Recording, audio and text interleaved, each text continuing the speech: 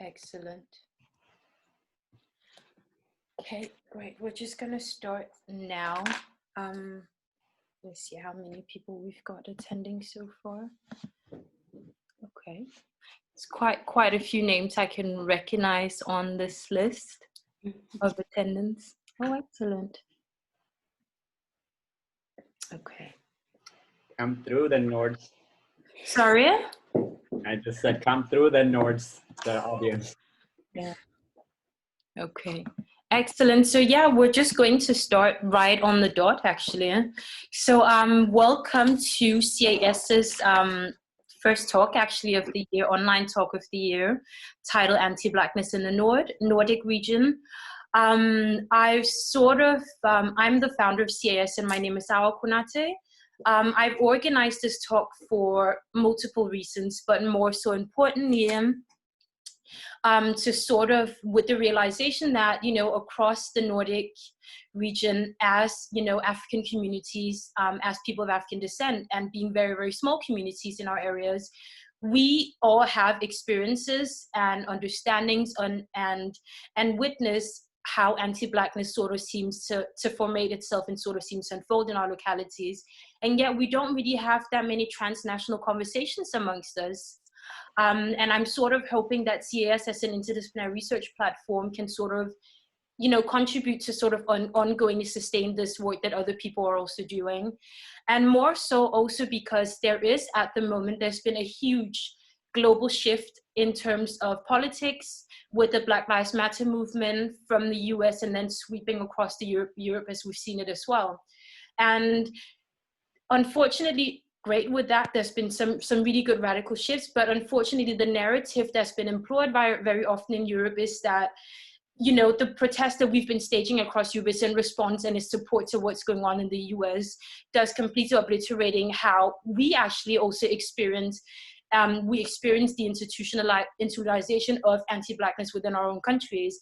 And this has specifically been the case in the Nordic region, also because of the ways in which that it is so often employed by leftists, especially in Northern America, to sort of direct their focus towards the Nordic model as saying, you know, this is the society ideal that we should be aspiring to.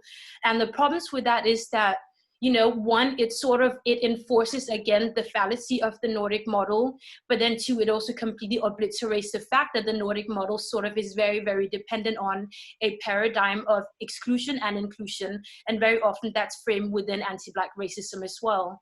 And I think that's really, really important for us to have a conversation about, because in some way it allows for us to confront what we have seen has not just been an absolute refusal to acknowledge, but an absolute refusal to even consider that the Nordic region of Europe is actually racist. And more so, it's also been very, very much core to delegitimizing the need for a Black Lives Matter movement in the Nordic region, saying that, you know, it's not like Europe, it's not like the US, where we see open state-sanctioned violence, but we all know for a fact that state violence is sort of, it's taking a more legislative approach across the Nordic area. So I'm very, very excited for this conversation, and I'm again extending my sincerest gratitude to all of you panelists that have made the time to be here today. So what I'm going to do is I'm just going to start off by introducing all of you. And then when I've introduced all of you, I'm going to sort of just give an idea of what structure the conversation is taking, what we're going to try to touch on, because anti-Blackness in the Nordic region is a very, very expansive conversation that we cannot even, you know, we can't even touch on like 15 to 20% of it within just a 2-hour conversation at all. But we'll try to address some very core things of it. So I need to just go back to my tab and find your bios, because yeah, let me just see, excuse me. I should have it on my phone somewhere here. Okay, so to begin with, our panelists are first, and I'm taking it by direction of who I'm seeing on my screen. So Samuel is first. So Samuel is a curator and activist based in Stockholm. He's currently working at Cinema Africa Film Festival and is a freelance curator. He's also the co-founder of Black Queer Sweden, which is a platform and safe space for queer people of African descent. And Samuel's work and writings are very much centered on the Black experience. Our next panelist is Mwauke. Mwauke is an Oslo-based storyteller, community organizer, and herbalist, and has extensive experience working with African migrant communities in Oslo and wider Norway through initiatives such as supporting incarcerated Africans and supporting community of African migrants that that have difficulties accessing various state support. And our next panelist is Yancé. Yancé is a Copenhagen-based community organizer. They're part of the decolonial collective Marunage, the queer, trans, intersex, Black, Indigenous people of color platform Bimbimbati, and co-founder of Nørrebro Pride. And they're also the lead trainer for the leadership program Working on Our Power, which is part of the Ubella initiative in the UK. And our final panelist is Milka. Milka is a Turku-based PhD researcher at the Gender Studies Department of Åbo Academy University in Finland. And her research interrogates the visual representations of Black womanhood in humanitarian photography. And then finally, myself.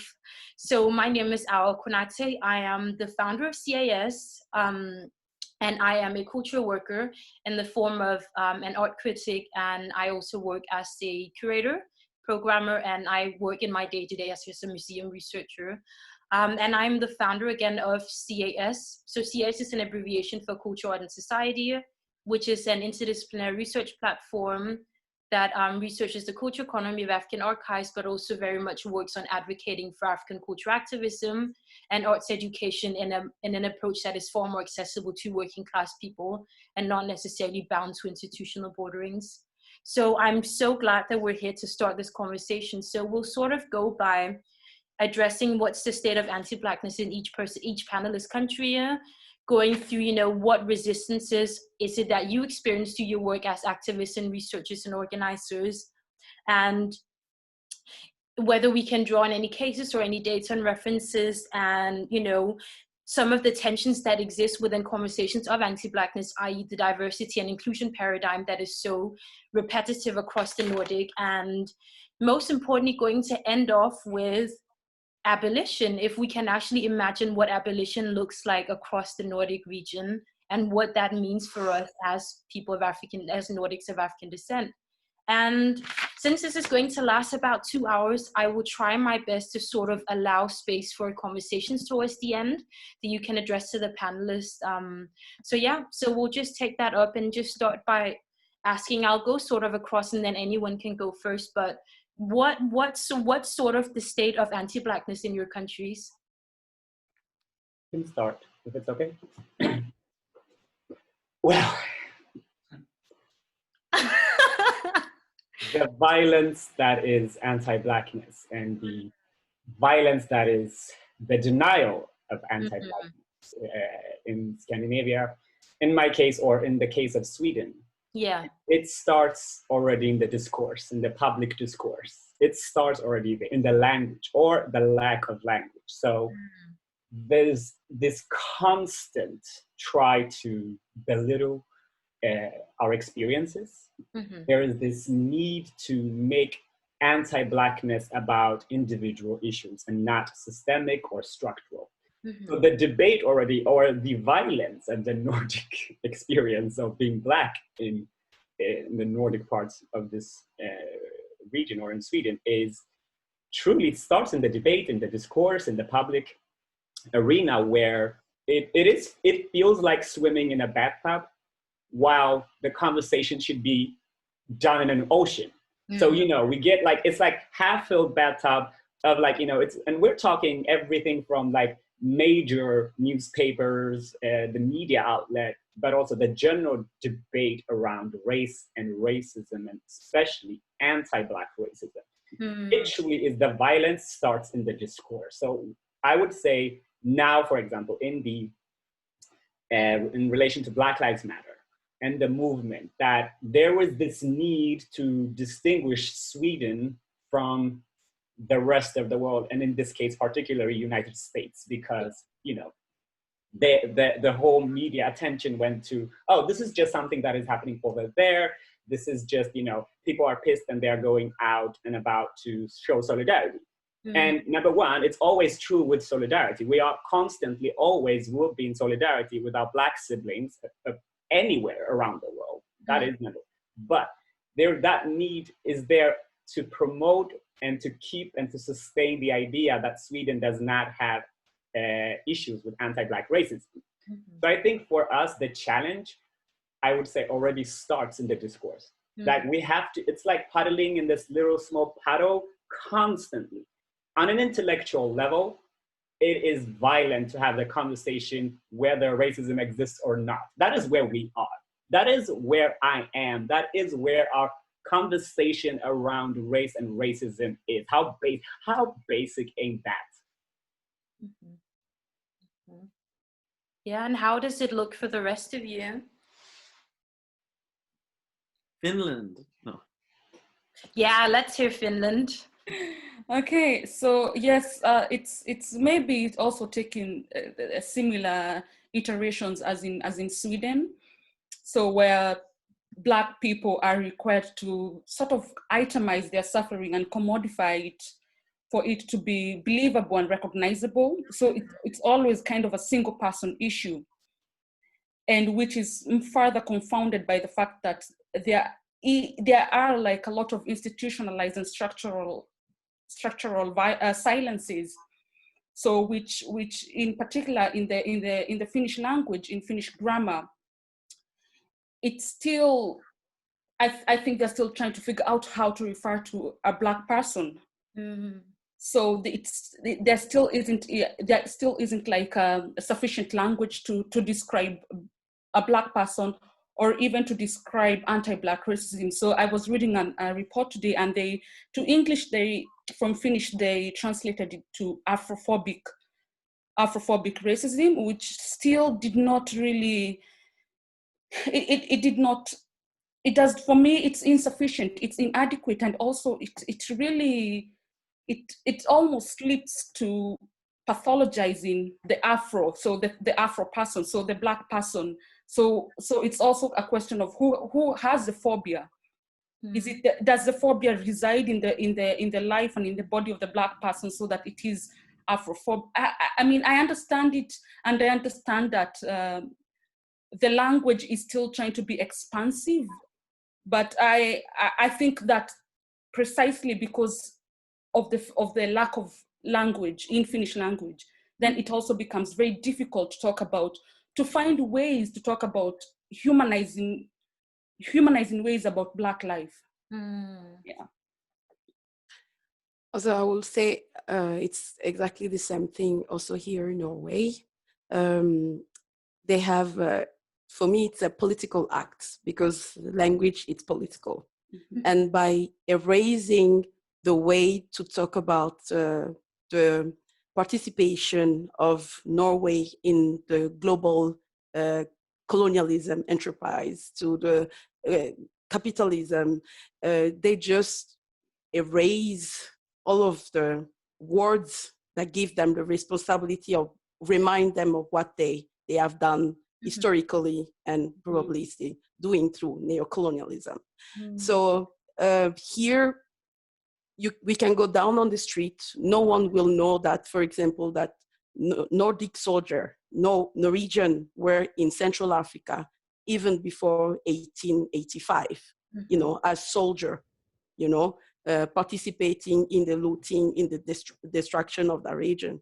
So the narrative we have here is that you should help African children because they are poor. You see all the problems that Africa has, and with a historical context, with how, did we arrive here? What is happening, So we can take example of Norway through NATO invaded Libya and destructed Libya, and then it caused a huge humanitarian crisis, with the slave market of African, and then African trying to come abroad here. The whole Europe just closed the border, and then some of the Libyan that we meet here, who are refugees, you just see the way they are treated. So there is no correlation between, you know, Norway as a global imperialistic power, you know, to why you see people here on the street. And by saying that, I'm not saying that this is the first time that African people occupy space in Norway only as refugees through war or through, you know, we have been being here. You can go as back to in the 50s, you know, or even longer before that. Yeah, but I'm talking to a particular context of colonization and the global colonial project. Yeah. And yeah, Yancé? I think, I mean, many of the same things with the Danish context, right? I think what is, at least, so in terms of the representation of it, there's like of course, it's sort of unmentionable, right? It's difficult to speak about, and I think there are very structural reasons for that. And I think really the work of the past 10 years of different like obviously communities, as soon as they got here, Black communities have always formulated critiques. But there have been, at least like that I have become aware of and been part of, like different collectives and groups that have articulated and sort of shown, you know, how it relates to the history of Danish colonialism, because Denmark was the 7th largest slave trading nation. It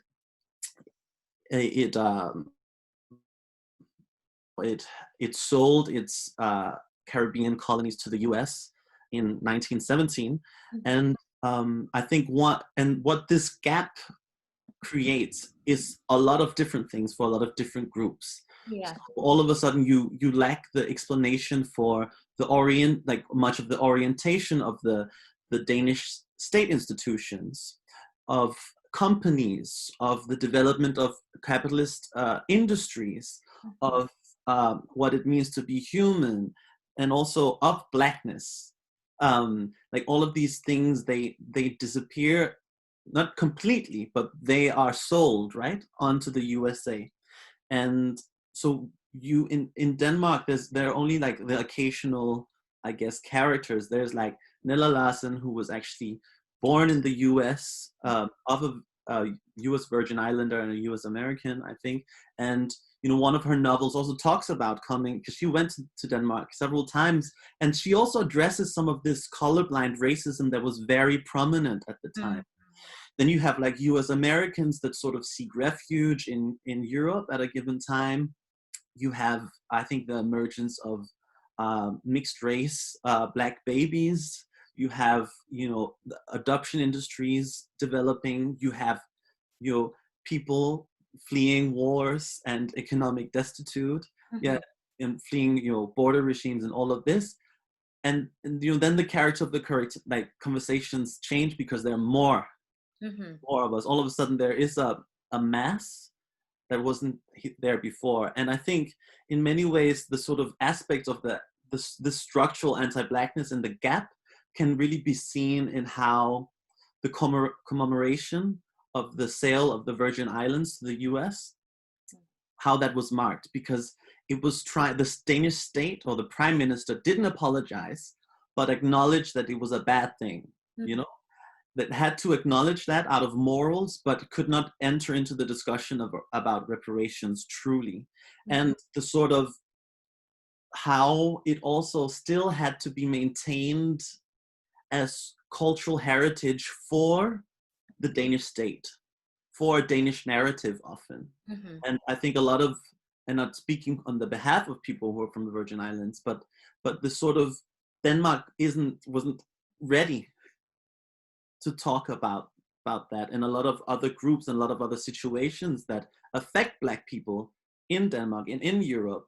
Like there was a lot of connections that are still to be made, right, between more recent diasporas and people that have been forced hundreds of years ago. Yeah, those descendants.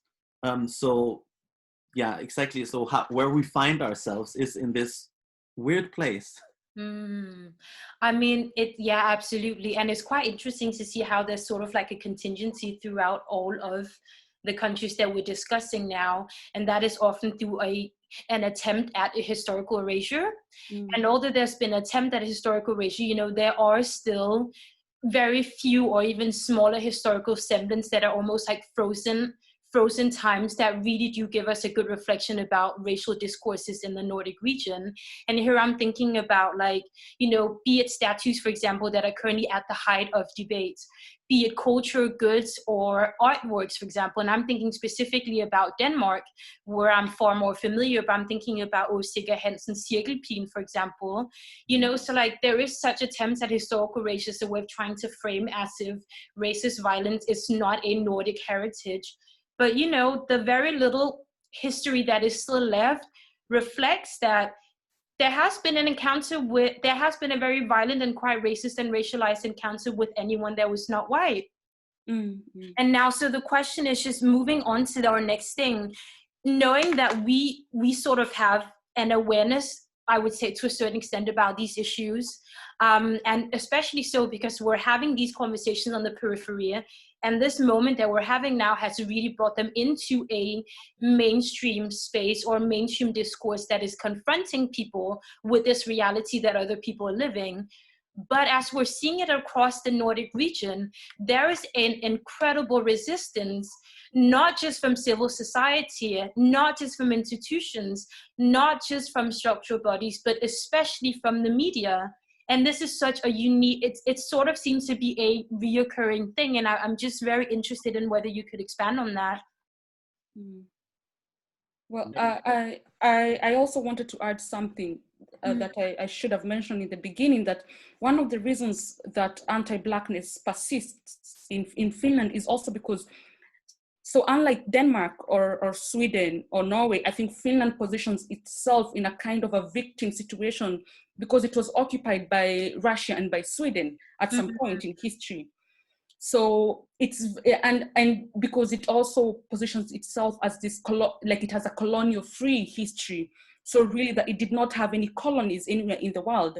So, and that kind of narrativizing itself is also what puts it on this exceptional level that makes it so hard to talk about anti-Blackness, because they also like were missionaries. There were missionaries in Namibia and in other parts of Africa and other developing countries. So this kind of like humanitarian do good kind of narrative is what is more espoused.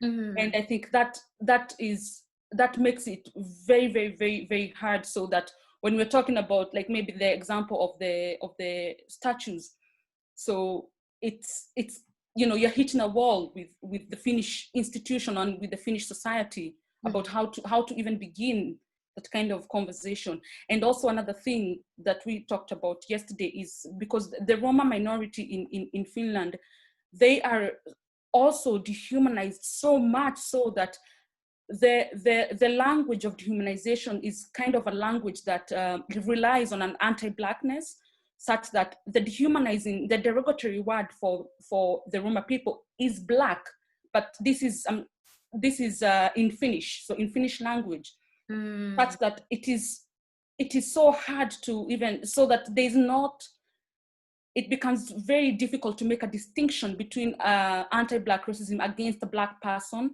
and the kind of anti-racism against a Roma person, because they interlace in a very difficult way that it's hard to untangle them. Can I just draw on that? So we're going to return to the media question, but you've opened something really interesting. So that, and this is so interesting about the particularities of anti-Black racism in Finland. And so that means that despite the denial of racism and anti-Black racism, it seems that other minority groups are also still blackened through a frame of anti-Black racism in some way. Yes. And this is so interesting because it positions these specific differences of some of the racial discourses that, you know, we've had to rely and borrow very much from the US or in the UK and across the Atlantic for us to understand that anti-Blackness, even in our parts of the Nordic, specifically in Finland, is very much dependent on, racism is very much also dependent on a form of anti-Blackness that directs a hate towards people that are not Black, but are blackened through on an ontological use. Yes. So absolutely. Yeah. Yeah. I just want to jump into it because that is also the same thing Norway tells itself, you know, the national narratives that there are victims, they were under the Danish, and then after a period union with the Swedish, you know, so they were only doing goods around the world, you know, they were missionaries, and so, but Leopold, the Belgian king, stands alone all the time in the media when talking about the atrocity that he did in Central Africa, especially in the Congo. But colonialism, everybody we know that it was a system, you know, so a system that needed it was a European enterprise. So you see, for example, that the Norwegian were the missionaries. Norway sent out the most missionaries per capita in Europe, you know. And yes, and then you had the sailor, the engineer, the military forces. So it was a system of oppression, a legitimate, you know, violence and all those things.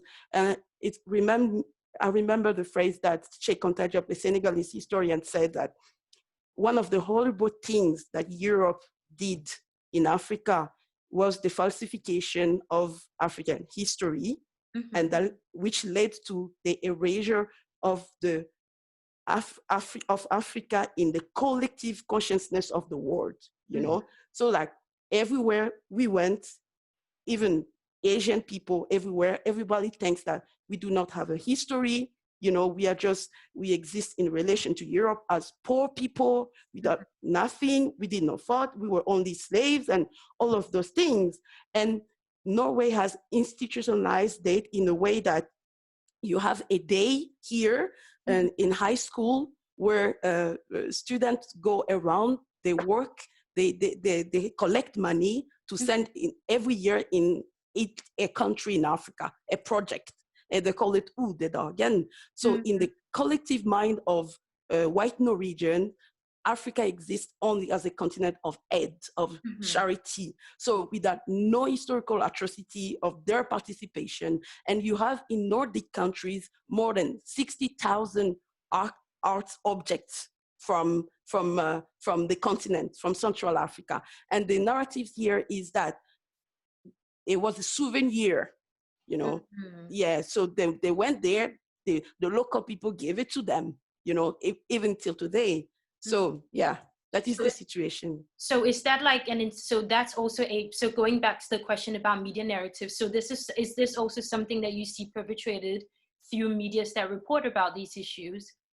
Everywhere in the media, the way we had an incident here for more than 10 years. There was this Norwegian soldier or mercenary that there were two of them, Joshua French and then Molan. So they went to the Congo and we saw through pictures that they killed a local driver there. They took picture of it, cleaning the car, just barbaric. So they were arrested for more than 10 years. And the media report, the way Norway, and also it was very dehumanizing for African people globally, every day talking about how Congo is corrupt, they don't have any legitimacy to, you know, there is no system. So, and Congo asked a lot of money for, so Norway went through then Hitler, they went to Israel, they went everywhere to get, to help them to liberate Joshua French, you know, who was in prison. They did everything. Meanwhile, there is other Norwegian citizens, Norwegian from African descent, who are in jail, you know, in other parts of the world. They never get the same diplomatic pressure, you know, to get, So the media play a huge role in how we experience Norway and vice versa. Right. And how does it look across in Sweden and in Denmark? It's because it's a really interesting question. I mean, I'm going to try to answer it in two perspectives. Number one, I'm living in a time where in our contemporary, I get to share, you know, in Black Afro-Swedish debaters that are, you know, challenging the media narrative, that are persistently not rewriting, but forcing the history to be covered, uncover the history. So, I have just on top of my mind, I just want to give shout out to Bilan Usman, who's an amazing, important voice in the Swedish debate around race, racism, Judith Kiros, Rashid Musa. I mean, I'm sharing the time in the contemporary with amazing people who are uncovering so much, while at the same time, mainstream-wise, the debate, I mean, like a couple of years ago, there was a series of articles written whether or not there was a good thing from colonialism.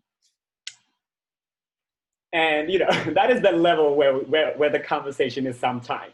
And then also the belittling of, for example, if we are talking about like the infantilization of Africa, or the making of like this myth of Africa, like one of the biggest daily newspapers in Sweden has one Africa correspondent, and that is the title of this journalist is pretty much his name, and then Africa correspondent. And it's like the second largest continent on earth. And this person can travel usually sits in Nairobi and covers something that is happening in Senegal, or, so the debate or discussion around Africa and Africanness, and also like Afro-Swedishness here is connected, how belittling it is and how we get to be belittled in media. So this infantilization of us, I think right now is being met, and I just want to center that, like the Black debaters, whether it's like through their social media, through alternative media, through different forums, how we are challenging that media narrative that really, for so long, we have lived with the image of us as only in relation to a white savior complexity, or a complainers who are complaining that we are not grateful, and that it's always, it's worse in the United States. You should be grateful that you're here kind of narrative. So I think the media plays a huge role, especially now in covering the Black Lives Matter movement. First of all, I like that there was this need and the try to make this solely about United States, while so many of us tried to say, no, it's solidarity always, but we are also talking about our lives as Afro-Swedes, or as people of African descent who are living here, what we are experiencing. So there's that belittling, and you get to feel that, I mean, language is powerful, language is violent, can be violent, but language can also be, a freedom, a tool. So I think I would like to focus on the Black debaters that I am truly honored to live side by side in my contemporary, that are challenging the media narrative. And this has been going on. I mean, I lived in Sweden now for 20 years. And it's the same narrative about Blackness and Africanness. So I'm not expecting much from the media anymore. I haven't expected from media anything. I think that, with regards to like a Danish context in the media representation, now, like in the way that you talk about it, Samuel, as well, I think that I also see that the last 3 years, I want to say 3 years, like I've seen a lot more like Black people actually getting some sort of voice. There's like editorial positions, or I mean, and by some, I mean like one or two. It's not that, but I see some voices, and all of a sudden there's someone on TV and stuff like that, but we don't, I mean, maybe the last year there's been like a series on like I feel like I'm not updated with all the series for young people, but in terms of representation by Black people or of Black people, there's something. It's not like Sweden. I feel like Sweden has a lot more of that going on, but in terms of representation in the media of Black people, it's not going well. And I mean, we've not going well. It's, I think, a very intense witch hunt, honestly, on like Walia Sørensen, who is like the spokesperson for Black Lives Matter Denmark. And how specifically because she is a single mother, working class Black African woman who is not skinny, and like there's and dark skinned. Exactly. And they mobilized everything. I think the media mobilized everything to delegitimize her. And not only that, also she speaks with an accent. Right, in the eyes of Danish people, ears of Danish people. And to sort of witness the how much could be unleashed, not just by media, but also internally in the Black community. I think because she did not fit a lot of things that Black people are also forced into becoming in order to be credible. Or, I mean, appear or want, like, just get an ounce of credibility. So I think that there were so many levels to the attacks that were happening. And I think, like, the sort of on the representational level, I mean, you have to realize that Denmark is a country where, like, the parliament exhibited Dan Park, who is an artist that had made a piece of art with the lynching of Black Afro-Swedish men. Yeah. So, like, this is our parliament, and it goes under the guise of freedom of speech. We had a few years ago, 2 or 3 years ago, a play called White was it? It was Madame Nielsen's White Nigger. Yeah, yeah. White Nigger, Black Madonna. And these posters were all over the city. And it was about, it was this white, let's for the sake call gender non-conforming person who made a play about someone who was blackening up, or like she was blackening up as a Black person. And she actually took the editorial from Marinage, our collective, the collective I'm part of, and read it up as if we were committing genocide against white people. And at the same time, like, so this was like what, in a way, what she performed was the anxiety that that Black voices, especially, and people of color voices that were speaking against coloniality, by speaking against it and speaking against assimilation, what we unleashed, I think, in a much more like anxiety-producing way. Like, it was the white angst. We weren't the Black people and the people of color that were going to reaffirm them or assimilate. We were actually going to say no. Like, this was like what was being uttered, right? So then what they imagined was that we were going to do exactly the same things as they did to us. And the media representation around that, as well as every single, I think, issue of shooting or of like policy in Denmark, usually just becomes giving the microphone to racist politicians. And of course, the media is part of the structure. Yes. And which is why they're also doing this. But in Denmark, we don't have, I think, media that is different. And by that, I think there are limits to, because there's limits to, okay, what if there was a Black medium? Of course, that would be amazing, but it would also have to be a very progressive, radically one, I think, in order to critique it, because otherwise you can find like another piece of media that will just be Matthias Tesfaye or like, and that's the irony. Yeah. We have a person of African descent, a Black minister foreign minister, actually, yeah, who is amping up the deportation regime and really, like, now just installing a new body that will enforce deportations on the most horrifying, like, it is a horrifying system, but amping it up. And so, and the media portrayal of this is actually that those of us who voice critiques of that, then the media's response, especially right-wing media, is, oh, but you are going after a Black minister, isn't representation important for you, blah, blah, blah, you know? Yeah. So, like, poor him, like, he cannot be, and there's a conservative Black people talking in this way as well, like, so what if I want to deport people? So what if I should be allowed to do that? Yes, of course, but you're being used for an anti-Black politics. And just, oh, sorry, yeah. I'm done. No, just to build on that. So yeah, just definitely to build on the weaponization of Blackness and Black people generally.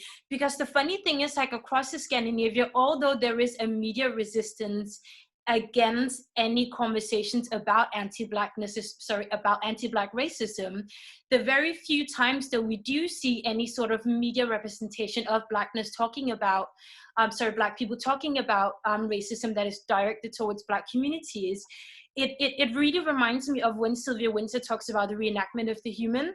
There's never that the binary in across the Nordic is that either you are incredibly vilified because you are threatening the status quo and you're speaking about anti-Blackness on your own terms, or it is for you to sit there and then try to pathologize your experiences and try to reenact an ability for you to be humanized and to be acknowledged as a human and respected, because, you know, all racism is so horrible, we're all human beings. And I'm sort of like, and it's interesting to observe that this is really where there is no in between. Like, either you are ostracized and vilified the way the Bana was in Denmark, or you are given like a platform to have a very individual narrative about racism, about how people should be respecting you because you are human, rather than actually looking at the wider structural issue that underpins really the system. Danish people call it the vidnesbyrd, right? Yeah. I don't know how to translate, like but an account in some way. Yeah, like, which is a very exactly personalized account, and yeah, and I think that exactly as soon as that you can't, like, those are the two only options. Sorry. Mm-hmm. Yeah, were you going to say something, Samuel? Yeah, I want to piggyback on what you just said, just to say, so one of the people I just mentioned is a debater and a poet that Sweden is lucky to have, truly, or the debate is not worthy of her. Judith Kyrros said something to extent in a podcast we were doing about Black resistance and Black Lives Matter, and it's stuck in my mind, is that what we Black people do by exposing the narratives of the state is that we commit one of the biggest crimes by exposing what is already, you know, hidden. So we commit a crime already by telling people that racism actually exists, that anti-Blackness actually exists. And it really, really resonated with me. That is how the violence starts, by us committing a crime, supposedly, by exposing this, you know, harmonious IKEA land, you know. Yeah. Yeah. And also, like, coming to that media question, like, so Awa and Yancey, you are both describing like the kind of perfect human being that's supposed to be speaking about anti-Black racism. And I think the fact that also relying on a kind of a featureism and is that they cannot be too dark. They have to be at least light skinned so that they can be a little bit more palatable for the white audiences. And I was thinking about Finland because that is the case a lot of the times that, so when the Black Lives Matter protest was held in Helsinki, they invited these probably 18 and 20-year-old, either a really light-skinned Black person or a person of color, so a non-Black person of color. So, and they were just, like, it was so disrespectful, not the way that she was talking, but the way that it was a 5-minute segment. And she was supposed to just be there, kind of itemizing her pain and speaking about, how, you know, what, like the news anchor asking her to recount her experiences with anti-Blackness. And also this then confounds the idea of the Nordic modernity, this kind of Nordic exceptionalism. And so, Samuel, when you're saying that we are committing a crime, and also it is this exploding of the idea that the Nordic region is exceptional, because our presence already like signifies the kind of inexceptionability, if that is a word, the kind of non-exceptional way that this region is actually, that it is not as exceptional, right, as it is, as it is propped up to be. Yeah, I mean, absolutely. So anti-Blackness really destabilizes the myth of Nordic Nordic exceptionalism. Absolutely. Talking about it, or actually talking about it even further, raptures the whole, that it's also that the region to look towards for prison reform. So, and we are coming here and we're saying, actually, it's before you consider it as a region to look toward to, there are some things you need to consider in that picture. Mm. And also even just thinking about how, and this is specifically something that I've sort of been observing across the countries preparing up to this, media narratives really not just reiterate, but also really reproduce an ontological violence of value and citizenship across our countries. So, you know, if you're given a platform to talk about say anti-Black racism or migration or assimilation, you fit a particular model of worthiness.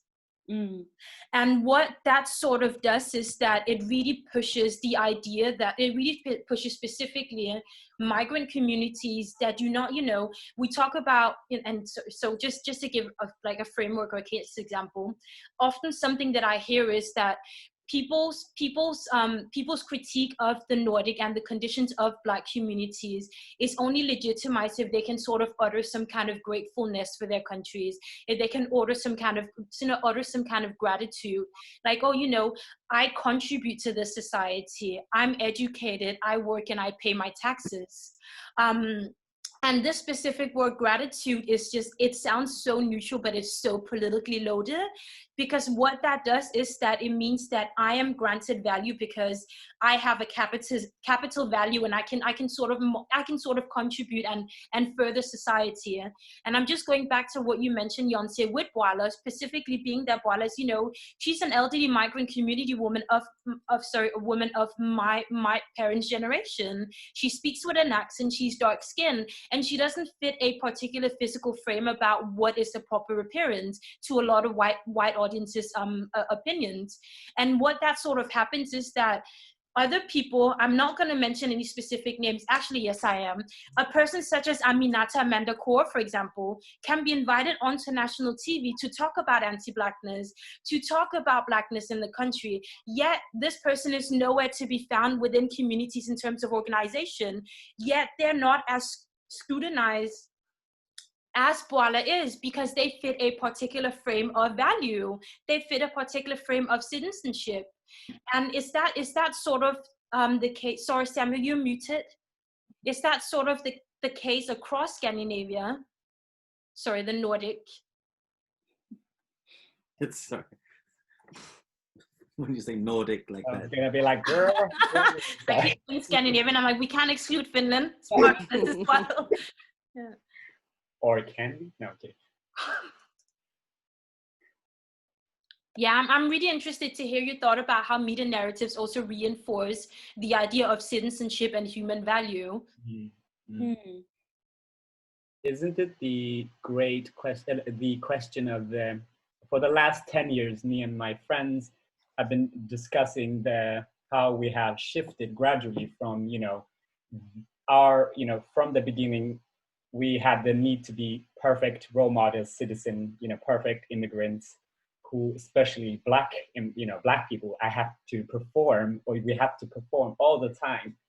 And, on our shoulders, we carry other Black people thinking, if I do fuck up, I'm gonna fuck up for the rest of us, kind of, which is such, it's a tiring concept to even have. But with having said that, the exceptionalism of the Nordics is also the investment that it is making in this narrative that we have to be grateful, or we have to be perfect citizens, then they can put us in the media on a pedestal. Yeah. Because that is also endangering us, you know what I mean? Making us safe for the public.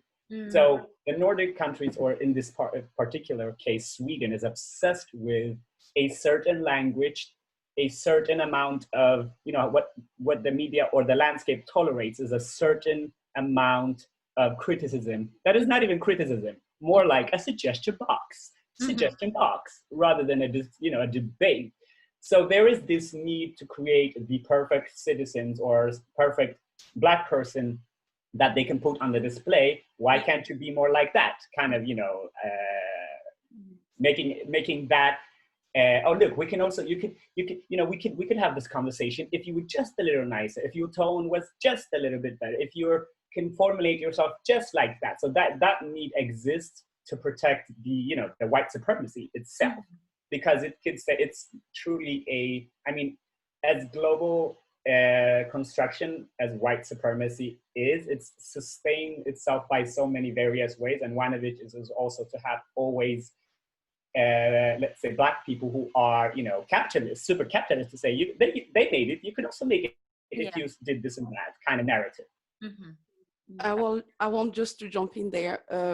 Also, we have seen through our history that there is no nation or oppressive nation that were able to oppress a concrete nation without the participation of the elite or of the you know, like this throughout history. It always has been that way.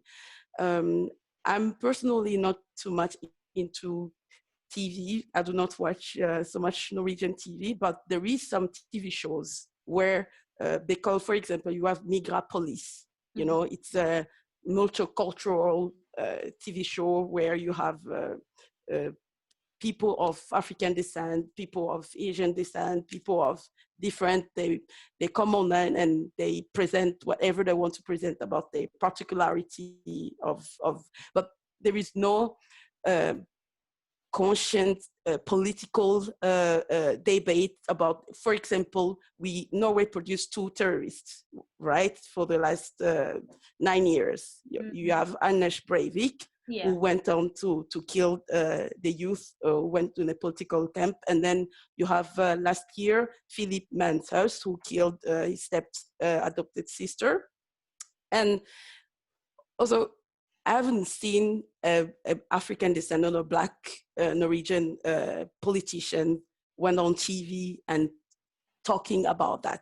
You know, what does it mean? What is it that we cultivate in this country so that gives room, you know, to create extreme right-wing Nazi ideology, you know, and what is it, the responsibility, because you have the progressists and the conservatives, the violent language that they use, you know, to dehumanize and to it's normal, it's a normality here, you know, like anti-Blackness, it's a normality on TV, in the media, and I haven't seen personally an African descent and Black Norwegian going on debates on TV to tackle that, to talk about that, to call it out, you know, that this need to change, you know, this kind of white supremacy, mythological essentialism about what they are, and because it's killing people, it's very dangerous, it's, yeah.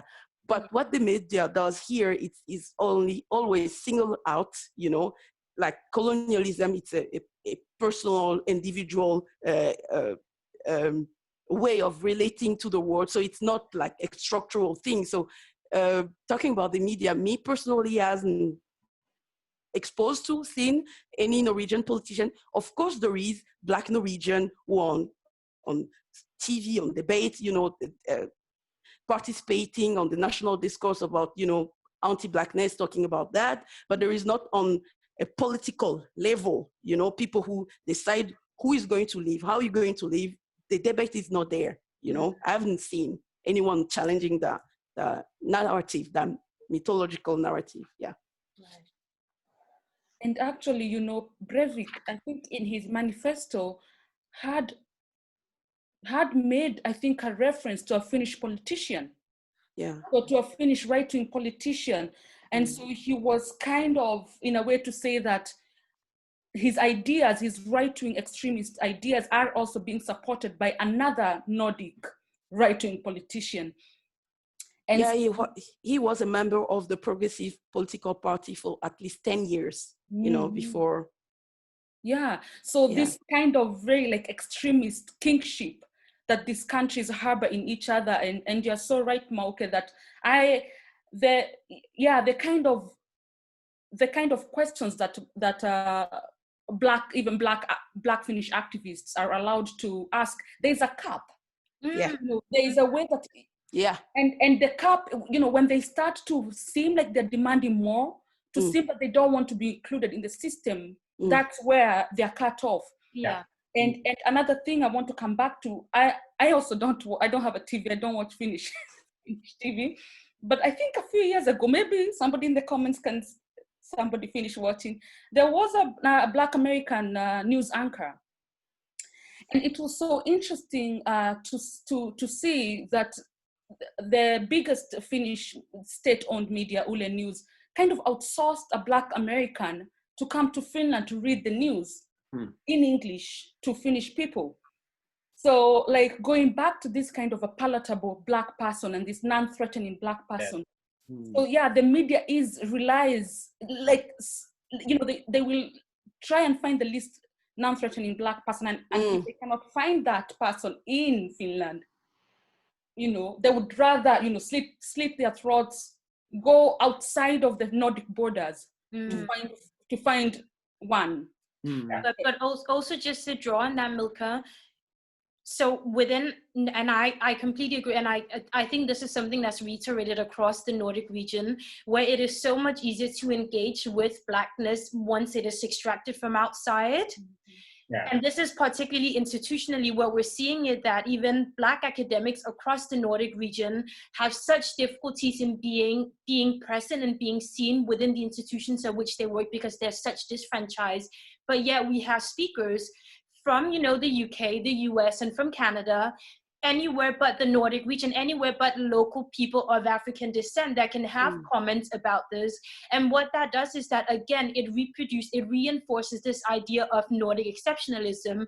Like, oh, you know, we're tolerant because we allow Black people with critique to come into our spaces and then present it. But always it is, you know, people of African descent from outside.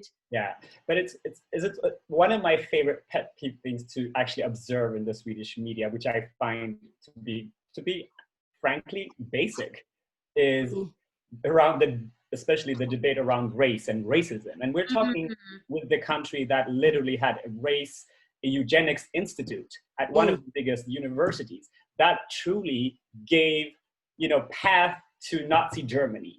So the need to hide, you know, the history or the contemporary forms of racism, anti-Blackness in the Swedish identity.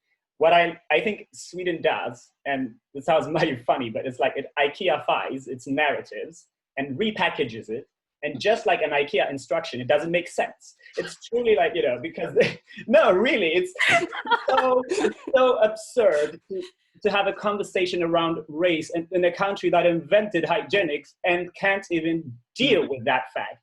One of you know, I would say an important researcher in the academics, Ylva Habel, which I think people should Google around the Nordic countries, an important voice, has written a lot about this, Ylva Habel, and there is this need to truly, you know, suppress our voices here when it becomes too radical, as you know, as Milka mentioned it.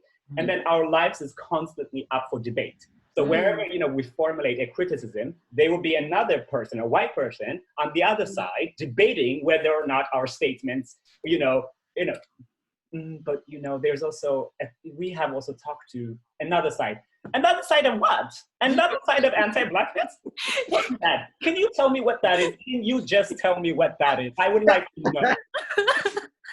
And that is truly what we're dealing with in this. That's why it's so basic, like reading the major newspapers, following, and I am, you know, an activist, that I engage in community organizing. Luckily, I am surrounded by genius Black folks, especially Black women and Black queer folks, who are helping me formulate my thoughts and making languages for me. So I don't need that shit no more. But it also speaks to the masses of Sweden that this country truly cannot deal with its, you know, IKEA fights its narrative constantly. And it's so belittling. So I think there is also like, how dare you concept, like how dare you formulate what is already truth, kind of like, you know, I mean, like we're stating literally the obvious. We're bringing up, you know, things that should come up to the surface. And that I mean, if you follow Swedish media, and I don't recommend it, around race, it's like, you know, you just watch like, you know, the popcorn emoji. That's what I do sometimes. I'm like, oh shit. But, and I don't know if I can add something to some of what you're saying, just with regards to, because I think, like talking about like media and how they choose to portray, and it's also about the individual journalists sometimes, right? And like how that as a subject, as a education is constructed, and like at a sort of the level of how they learn to ask questions, how they learn to think and orient themselves. Because I think you can also be a Black person, but then you get invested in something that is at the epistemological level, just learns to like subsume you into a particular way of seeing things, you know, and asking questions.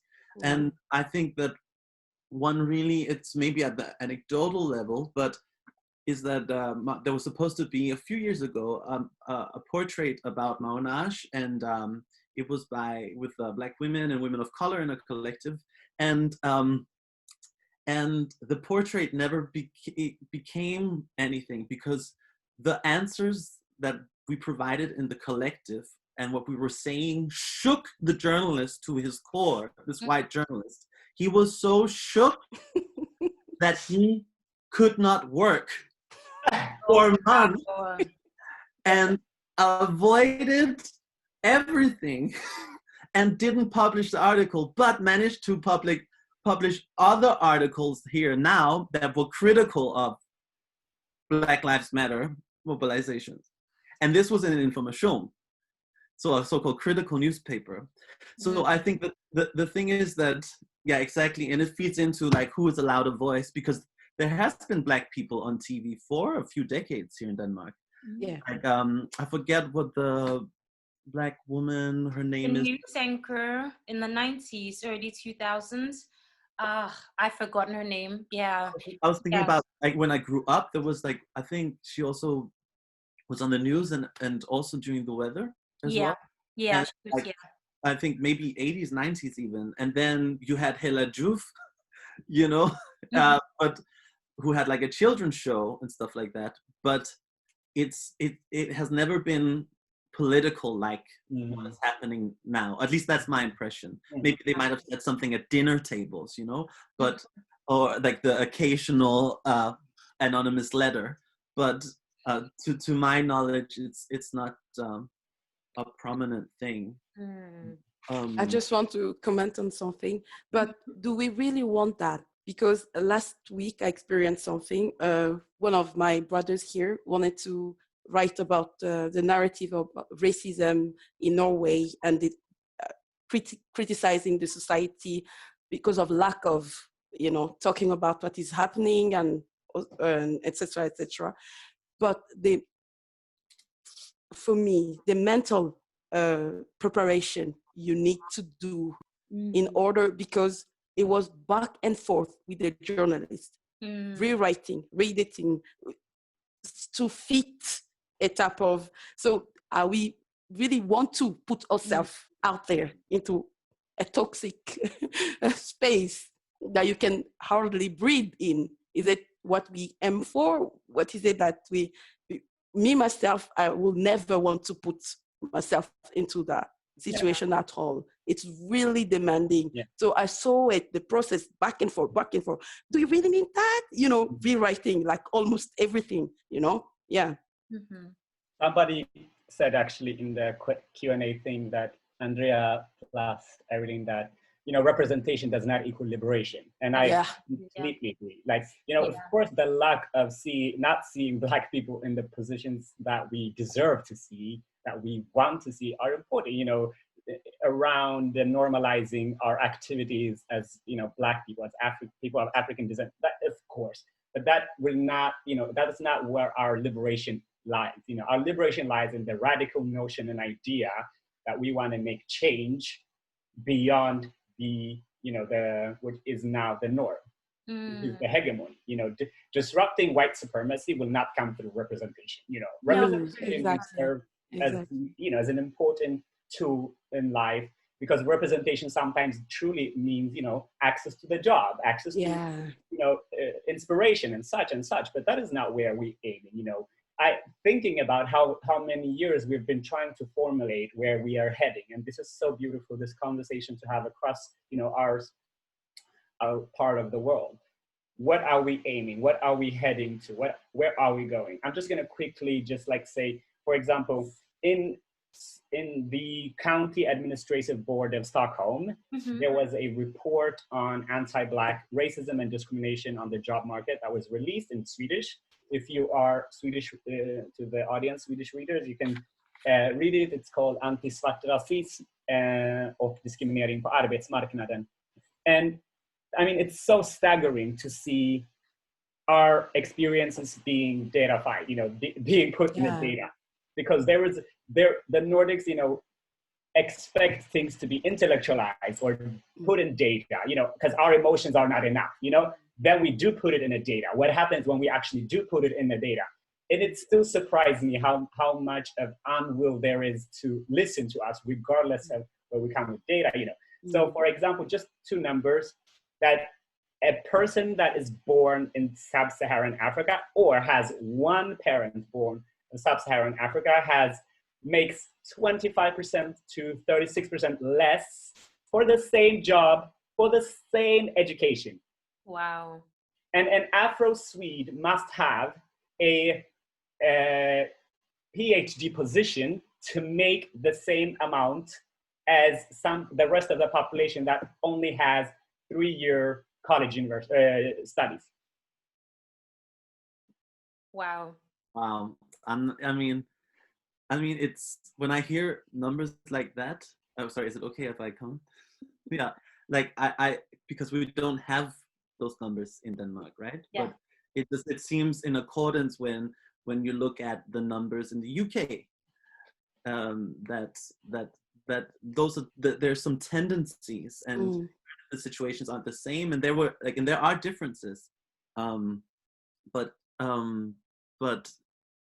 I think when we get those numbers, maybe it's not just because they won't listen to us, but maybe we can use them in our movements. Yeah.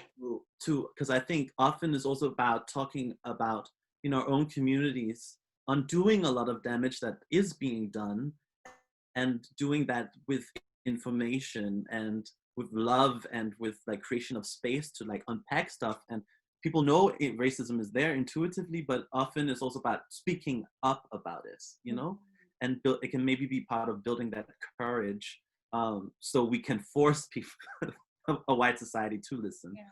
Because sometimes there's this paradox between, there's the paradox between representation and Black violence and the life of what it means to be a Black person. Because in the US, in many cities, there's like Black political classes, economic classes, and at the same time destitute for Black population. I think in New York City, a place with a lot of representation, I think it's 50% of the Black population that are working in fast food industries. And you have in the UK, just being part of the Jamaican diaspora, right? Like the Caribbean, like extremely successful, I think, in many ways, but because of a lot of shit, but really attempted to integrate, but yet statistically in so many things extremely marginalized, but not in the same way as like more recent Black African migrants find themselves in the UK. But there's representation, there's like representation, there is like all these things that some political levels or media levels, or not enough, but it doesn't mean translate into a better situation for your community, In Norway also we had a similar report, but about more how people with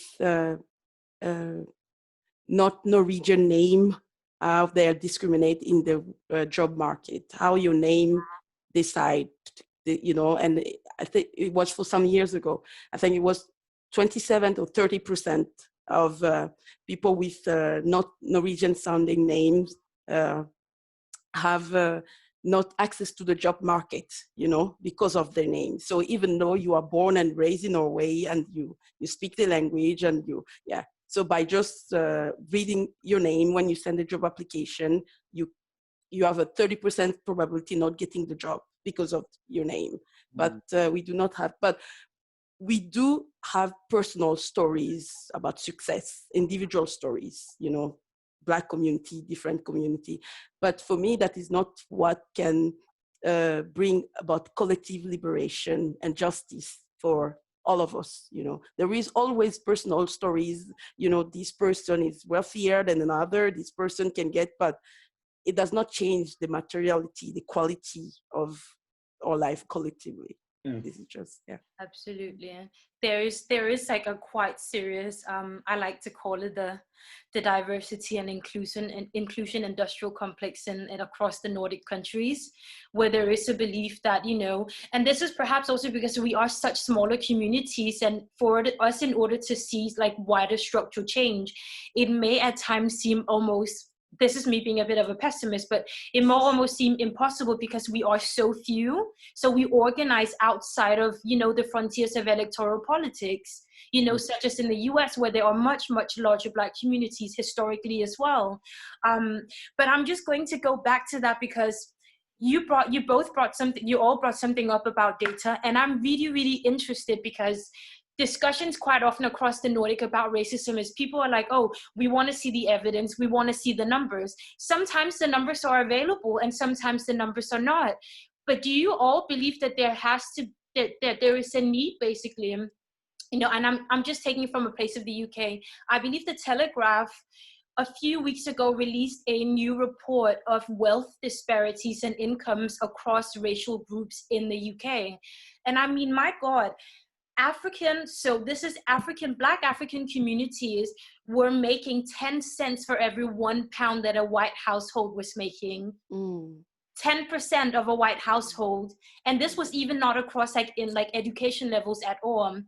And we don't really have any of these numbers across the Nordics, although many of us know for a fact that whether it is older parents, whether it's friends, that there are people that do the same jobs or sometimes even more qualified, but don't even earn half of what their colleagues earn in the same workplaces. Do we need to have more data?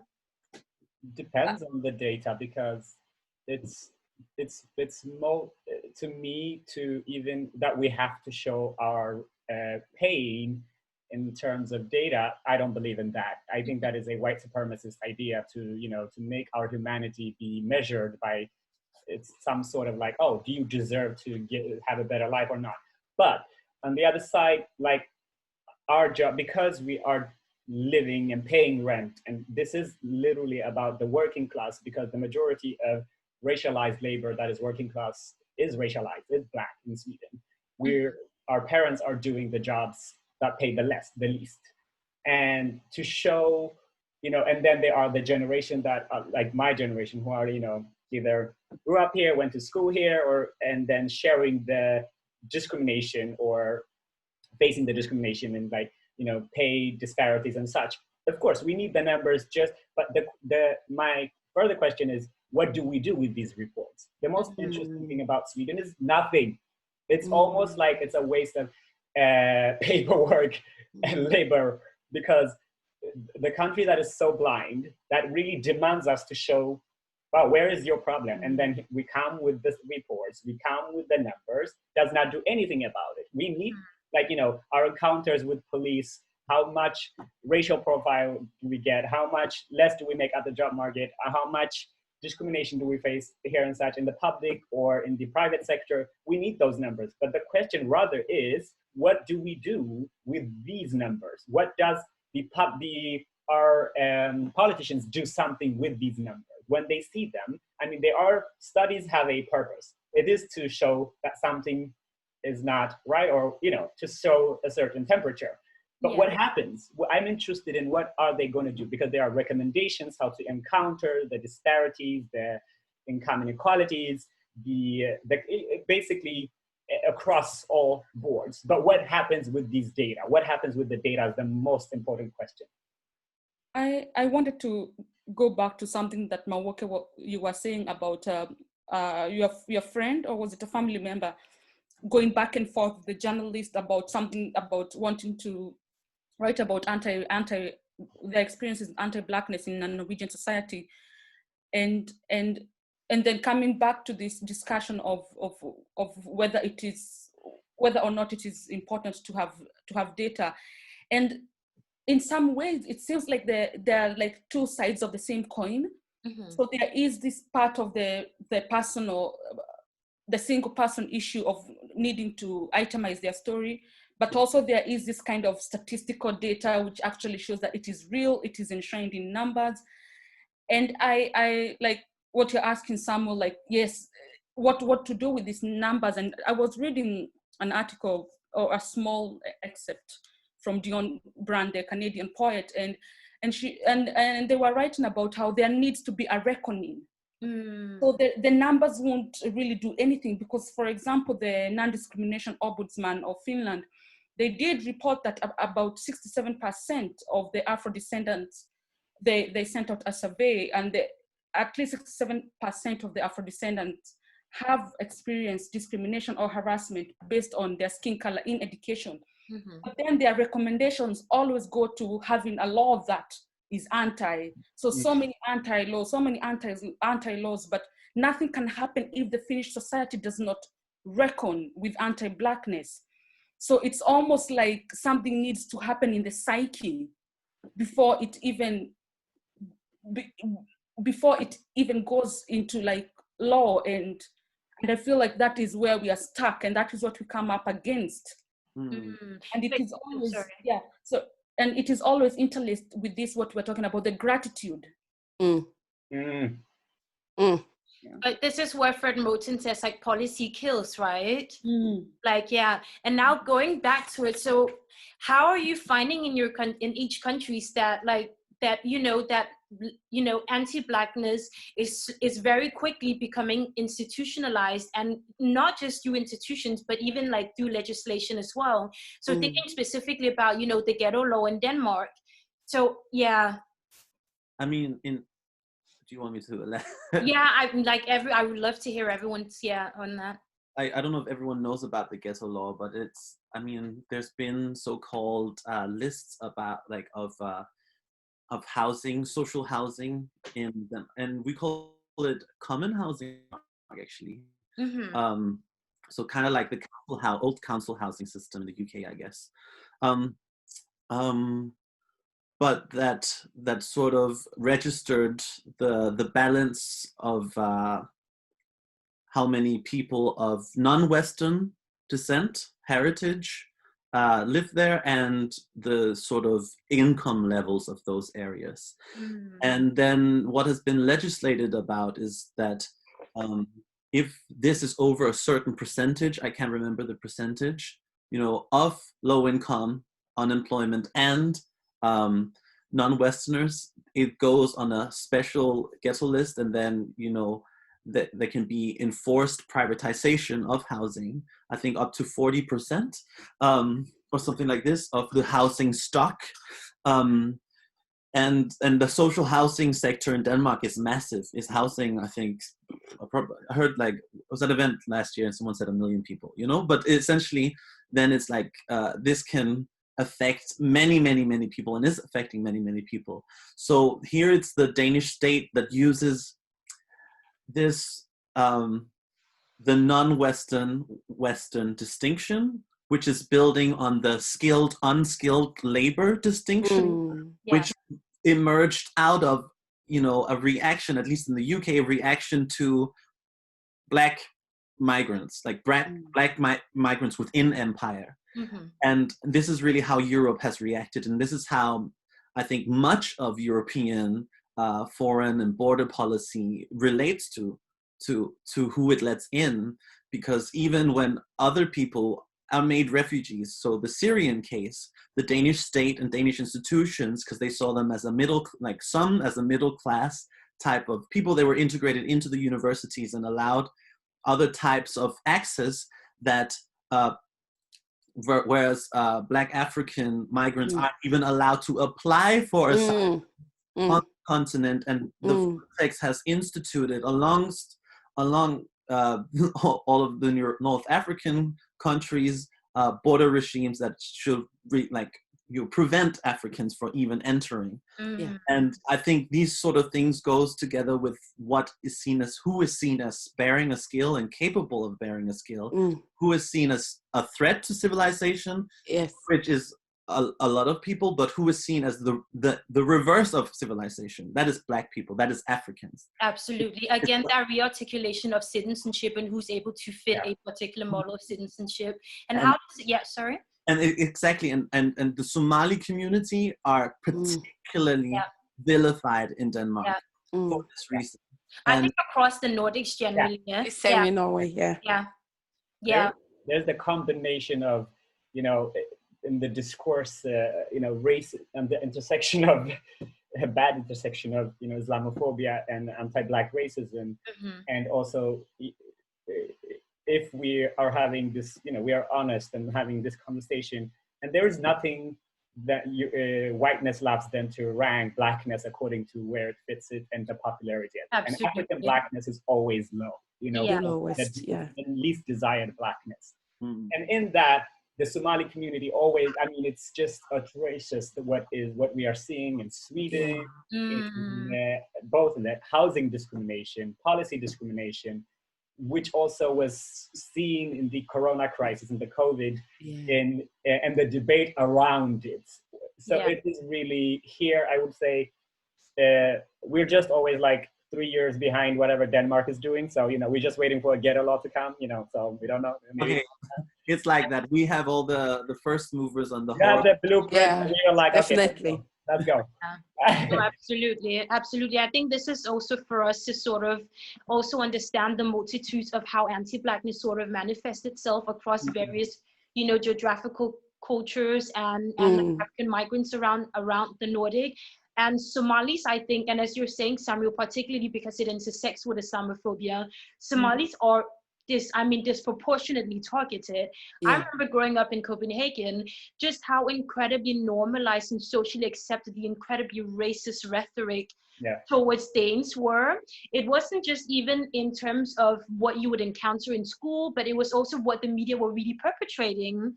You know, like they're backwards, there's an FGM discourse, and also how that ostracization that's happened throughout so many times is also disenfranchised Somali communities statistically across, whether it's the UK, whether it's the US, whether it's, you know, the Nordic or other parts of Europe even. Yeah, and so is that also the case in Norway and Finland? I mean, in at least also, like Samuel reminded me, when the situation of coronavirus, and I think it was maybe about 200 infections in Helsinki were coming from the Somali community, and it was so. And this has been a culmination also, like, of a rhetoric, as you're talking about, of a really like anti-Somali, anti-Black, like Islamophobic rhetoric. And then so the councillor of Helsinki, I believe that he might be like a Finnish Somali, and he framed the situation as if it was a situation of class, and could not obviously talk about race, because he knew that, you know, he's political, that's like political suicide, like if he mentions race. But it really, like, it does, him talking about class in the way he did, like saying that it's because that they live in such and such a place, it's because they work at such a certain place. So again, it is this pathologizing of the Black body of the Somali person, without really addressing, like, why are Somali people living in Helsinki, why have they been placed in positions where they are approximate to death? What is that? And how come that they live in segregated areas, just like in Stockholm? And how come they're working in lowly paid work? So you know, that, and those are the kinds of questions that, you know, like the activists know that it's kind of where the cap goes, that you cannot really ask. You cannot ask that, because then it goes outside the borders of what you're supposed to question. Yeah. There is a new report from the just give me a minute, I will find it, from the States in Norway. It states that 80% of the Norwegian population is skeptical towards people of the Muslim faith. You know, this is recent. 80, wow. This is recent from May. In 2020 as well. Yeah, in 2020, yes. And then you have this case 2 years ago. A Somalian woman was sitting in the park, Sophia, and then she was attacked by two right-wing, and then they almost killed her, you know. And then last week, you have this Somalian family who has been living in the periphery of Oslo. They were attacked in their own home by a white supremacist, you know. Wow. So now the police but they have been living there for 26 years. They were beaten and last week. So now the police they are investigating or trying to do something about it. And that is true. They were disproportionately affected in COVID-19 than other groups. Yeah, that is true. Yeah. So that is so saying, basically coupled with everything from like media narratives to, you know, how socially accepted anti-Blackness, the historical denial and social context of it. And, you know, also all that really also comes back to how the law actually really reproduces anti-Black racism. Yeah.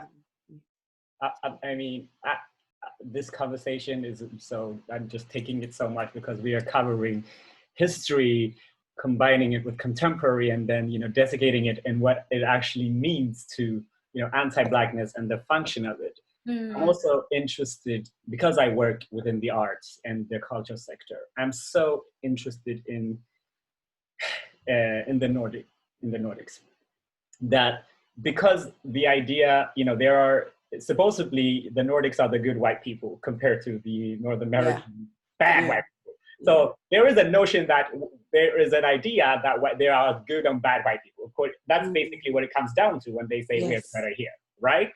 So I'm also, that is so telling also in the arts, in the academics, you know, where the discourse about anti-racism or talking about decolonization is truly recolonization of the discourse, because, you know, it's not us who are, you know, getting the positions on that. It's not Black people. It's not, we're getting punished for talking about those, for bringing it up, you know, anti-Blackness or decolonization, or the critique to why decolonization needs to be broader. So I'm so interested, like, for example, in the arts, what is happening. I mean, Swedish context, if we talk about, you know, decolonization now, it's a little bit the trend is, you know, slipping away. I think climate is the new thing now. So, hey, let's be real. So, you know, there was like for a few years, like there was like this decolonization, and it felt truly like recolonization, actually, like the discourse, like claiming the positions and talking, especially in the arts. And, you know, as a curator or as a programmer, you know, I am so interested in seeing how white people in my sector, and these are the good white people, how much they invest in whiteness and sustain white supremacy, but they are also getting rewards for being just a tiny critical of it. So I don't know, I think if this might be like on our personal work level, but we are also, you know, in the conversation, in the discourse. So lately, what my criticality or my critical thinking in my sector has been is that I have started telling white people that are close to me within the arts, like, truly telling them, first of all, I need time away from you, because if you are investing time in keeping up with sustaining white supremacy, but then getting rewards on the notion that you're decolonizing, that is violence. That is violence. I am not asking for a handout anymore. I am not asking for your niceness anymore. I'm asking for a true radical decolonization. And what that looks like, it is not an entire white institutions talking about diversity. Amen. Absolutely. So yeah, absolutely. This is something I really wanted to bring up also, the cultural consumptions and its tensions with anti-Blackness as well, and how you have various industries, of course, across the Nordics, you know, and that's a very often creative industry. So, you know, literature, contemporary art, theater, and whatnot, where there is an idea that because they are, you know, they're cultural fields and they're sort of compounded by critical theory and whatnot, there is such an integrated belief that these institutions are rid of anti-Blackness.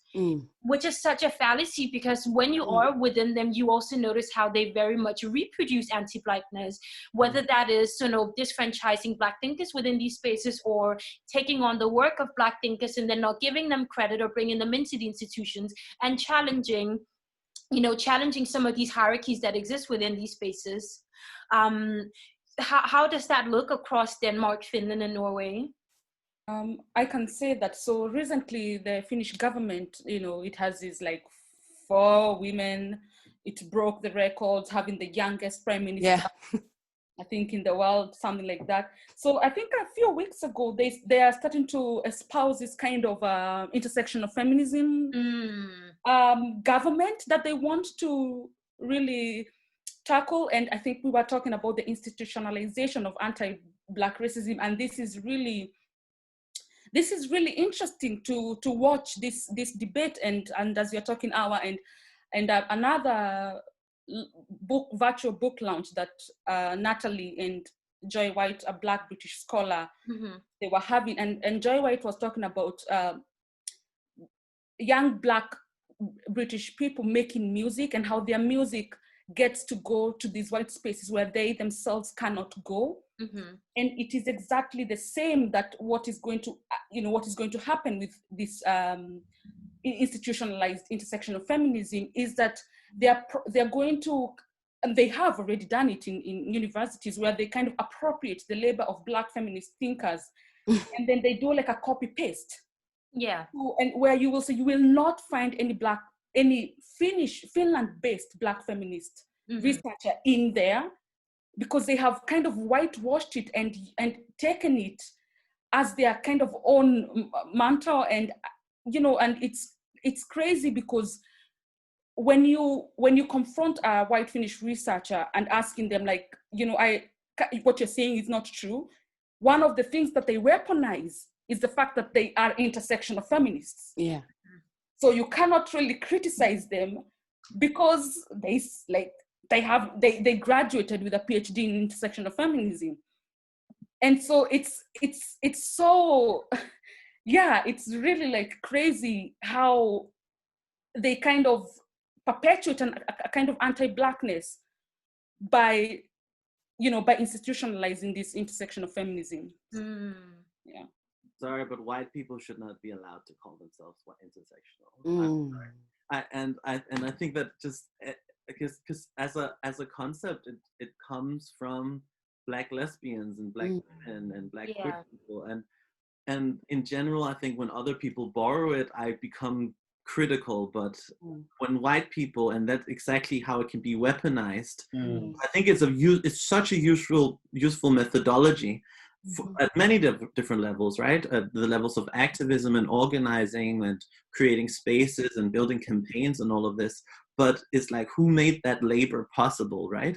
And then exactly as you just described right now, then it becomes wielded and enforced against you to exclude you from spaces. But I also feel that at least in Denmark, sorry, I don't know if you were, sorry if I interrupted you as well, Milka. Okay. But I think that the problem is also, okay, if we have this conversation about like art institutions or like the cultural institutions, right? It's also a place, it's a super classist, violent, colonial place. It cannot be decolonized, it can only be smashed. Yes.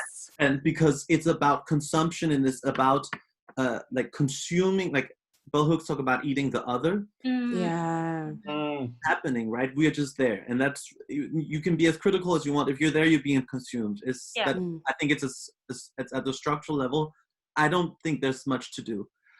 You can make your own thing, but then what does it mean to be a participant? Because even the people going to see your performance or see what's being exhibited, right? It can also affirm. I think a lot of it's about affirming white gender identities, right? If you think about how white womanhood is so like about feeling in a particular way, and how like all these cultural cultural reviewers and all of this talk, like the language that is being used, I think it really exists within bourgeois anti-Blackness. Yeah. And I think that these people and these institutions, one thing is that they can let people with an education, higher education in, what do they do to their security staff? What do they do to the cleaning staff? What do they do to their the people working in the kitchen? Because that is where the border regime is operating within the Absolutely. institution and with a violent force in terms of contracts and permits and all of these things. And I think it's also for those of us that are in, like, who are like more privileged in that sense, right, to remain, to have those anchorings, because we might face a lot of shit and have faced a lot of shit, but if you can come, even if you can enter and have a voice and be consumed, like the fetishization is also, I mean, it's complex, it's oppressive, but it also places you in a particular way, right? Like light-skinned people, we're fetishized in a particular way, and that is a place of also privilege in particular context. So like, what does that mean also to be able to enter into those institutions? And I think like this question, or not this question about how people are being consumed, I think a lot of people aren't ready for it, right? Because it's about survival, it's about getting a job and all of these things, and I also need a job and and all the rest. But I also think that there are like limits to what can do it, which I feel like is a recurring theme that we get back to, like the limits either of data and what it can be used for. The you mentioned like, was it policy is a killer? Yeah, policy kills. Yeah. And like, so like the sort of doom, like, was it doomed if you do, doomed if you don't sort of situation constantly. Yeah, I don't know if I have more to say on that, but There was a lady here some years ago. She was working for the Norwegian Museum, and it's where she discovered that they had more than 4,000 artifacts from the Congo. And then she's like, okay, I have this cultural background also, so why not start a new project, so that our children, African children, can come here in the museum, and I give them a better context, about those different objects, what it meant and what is it for. And what happened was that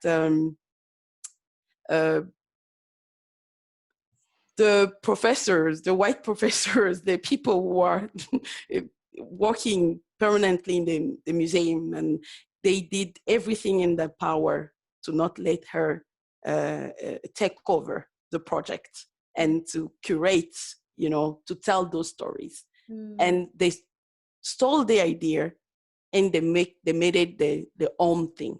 And then they just push her out, So all of those things that you guys are mentioning about happening in Sweden in the Arts Institute, that's exactly the same thing. I think it was the Norwegian Art School or somewhere. They were promoting a theater. I don't know if it was, but they had blackface on to promote a theatrical piece or dancing or something. Yeah, they had blackface on, and this is like, it's supposed to reflect, define a type of civilized, human kind of, that is the purpose of art, Yeah. But no, that is not the case. That is not why it happens here. So it's almost like they want to, by they, I mean like Nordic institutions, they want to be able to talk about us, but without us ever appearing in the picture. So that we only exist as abstract, non-living beings. So kind of this ontological death that they keep performing on us time and time and time again. Absolutely. And I think that is like the reason why there were two Black women that made a statue of like Queen Mary, like the vibrant uprising, and didn't get any funding from the Danish state. That's the reason why Emil Elg, who's a Black artist, did an exhibition, a piece in the Workers' Museum. And he was fired. He was fired, and his work was taken out of the exhibition because he critiqued the former Danish prime minister for being racist. Exactly. And it's also like we've written like an article about that, and also like how this Black curator, Temi Odumosu, did curate like a thing called Unfinished Histories in 2017, and changed the descriptions of many artworks, and like really did a different exhibition that was supposed to highlight, right, Danish colonialism and anti-Blackness. But then once it was over, things returned to normal and the old descriptions returned. Yeah. Like the art descriptions, right? And also at the grassroots level initiative, seeing how then funding is depending on reproducing a nationalistic narrative that relies on Africa as the place of aid, all of like different racist and anti-Black signifiers. And and it's so interesting how culture has become so integral to also this Nordic projection of being free of anti-Blackness. Specifically thinking about the context of Denmark with the Queen Mary statue made by Lavon Bill and Jeanette Ehlers. Now, for context, the Queen Mary statue is somewhat of a commemoration of Mary. Sorry, I think I forgot her last name now. Mary Thomas, exactly, who was on the Danish Virgin Island and had actually led an uprising somewhat in the 17 or 1800, I believe. Incredible history, you know, burning down over 50 plantations on the island and like leading the labor revolt with 3 other Black women. And these women were actually sent to the women's prison in Copenhagen and Christianshavn. Now, this is a story that many people didn't know, I think, until just a few years ago.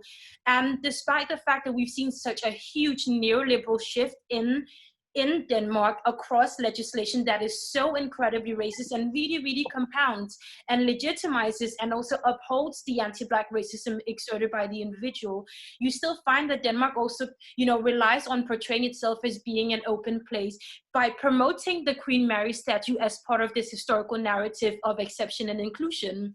And that is reproduced again and again through Scandinavia, where it seems as if institutions, be it that they're cultural institutions, government institutions, they rely, not just rely, but they are sort of dependent on regurgitating, commodifying any subaltern critiques by Black people, and yet exclude Black people and then re-articulate the racism by keeping us out. And this is what, when we go back to bell hooks about consuming, right, about consumption. But now I'm really, really interested in hearing something about, because we were sort of talking earlier about how the law sort of legitimizes anti-Black racism. And I'm thinking specifically in the context of police brutality, as we're going to touch on prison abolition in a bit, and what that looks like across the Nordic. I know for a fact, because of my work as an interpreter and a community organizer with particularly African migrants that are homeless in Copenhagen, I mean, police brutality against African migrants is rife in Copenhagen, actually across Denmark. That's just a fact. But yet, there is a belief and a denial that police brutality is not something that exists across the Nordics. And there is definitely a framing of the prison pipeline in the Nordics as well that we have not even touched upon yet. I think where do we start, girl? Yes, girl. Where do we start? Girl, okay. So in the beginning, we tried to talk about, like, the history of the Nordics, and especially if we talk about how, I'm not by any means surprised by any of the trying to hide our history in this sense, to make it like, cute little like boxes. And because if we look at how, for example, Sweden have treated the Sami people. Oh, yes. By legislation, by law. If we look at how Sweden treated the Roma people. And I went to school here without being taught any of that shit, or I went to high school here. So you get, I'm not surprised that there is this need to always have the narrative, that narrative that is, we are good by, it comes at a cost. The cost being our lives, the cost being, the indigenous people that were colonized and oppressed. I think it was in 1959 that the Roma people could actually enter school, or Roma kids could go to school. In 1959. Previous to that, they were not even allowed to enter any of the institutions. And that didn't mean, 1959 is not a magic year that turned into like, a good year. It's just that year was the year when the Roma kids were allowed in school. And Roma people were, forced sterilized. so this country's treatment when it comes to law, by law, of the indigenous people and the Roma people coincides with the current, anti-Blackness and how we are treated with by force, by the police force. And if you look at the statistics for how many Black, my fear is for my 11-year-old son, when he's soon 13 and will be hitting the town with his Black friends. Yeah. They are already seen as a threat, because the amount of the discussion around police brutality lately has been intensified due to a couple of incidents, but just as many other things, unfortunately, that will die out of interest or something. But the way the police force here works is like this. So the police does not have an investigative part that is separate from the institution. So it's the police themselves that investigate themselves for any bullshit they've done. So it is friends investigating friends, colleagues investigating colleagues. And let's be honest, the police force is probably one of the most, there's this colloquial, allyship there. So to not have an independent investigative institution is corruption. And how am I supposed to trust the police institution that keep beating us up, that keep using violence against our bodies, but then don't even have a separate independent investigative institutions when we actually report police violence? And that the police are exempt from the discriminatory laws. So you can't actually accuse the police of discrimination. In Norway, we had this case in 2006. Eugene Obiora, he died the same way George Floyd, our brother, died, exactly the same way. The police, they just kill him after an arrest, just the same way as Brother George. That is what it's very known here, a very known case here in Norway. It happened in Trondheim. And the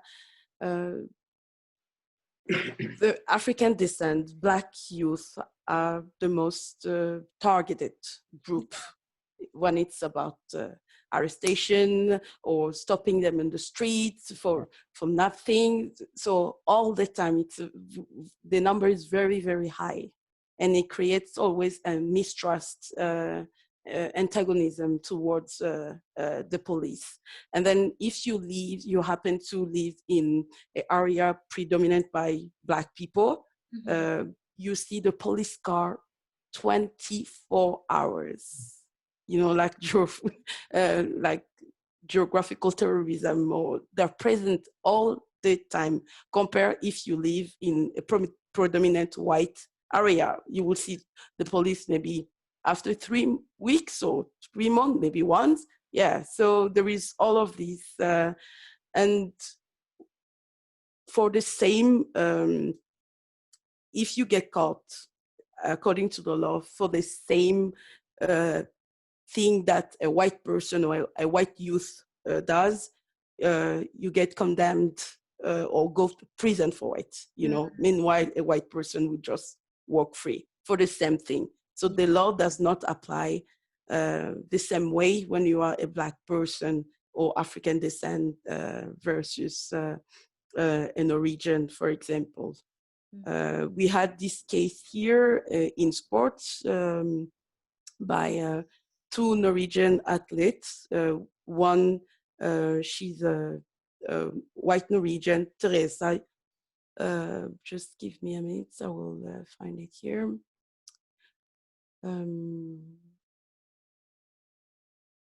Yes. Yeah, there was a journalist, Dag Herbjørnsrud, wrote some years ago about Teresa Juhøg. Those people are interested in winter sport know her, and versus Ruth Kassiere. They were caught up in a doping scandal, right? And Teresa got like 15 month probation or, excluded. But Ruth Kassiere, who's African descent, got 4 years. you know. And then at the time, the drug that took was legal, then became illegal, you know. So yeah, so you have those cases. For me personally, it's very traumatizing. I do not like to, it's a terror for the body, for the, yeah. So yeah, but that is the reality. Most young people will witness, will talk about it, we say that. And then there is some sort of data about that, that disproportionately higher than the normal white. Yeah. What about in Finland? Just recently, there was a Kenyan woman who was forcefully removed from the train because apparently she had a ticket on her phone, but her phone had died.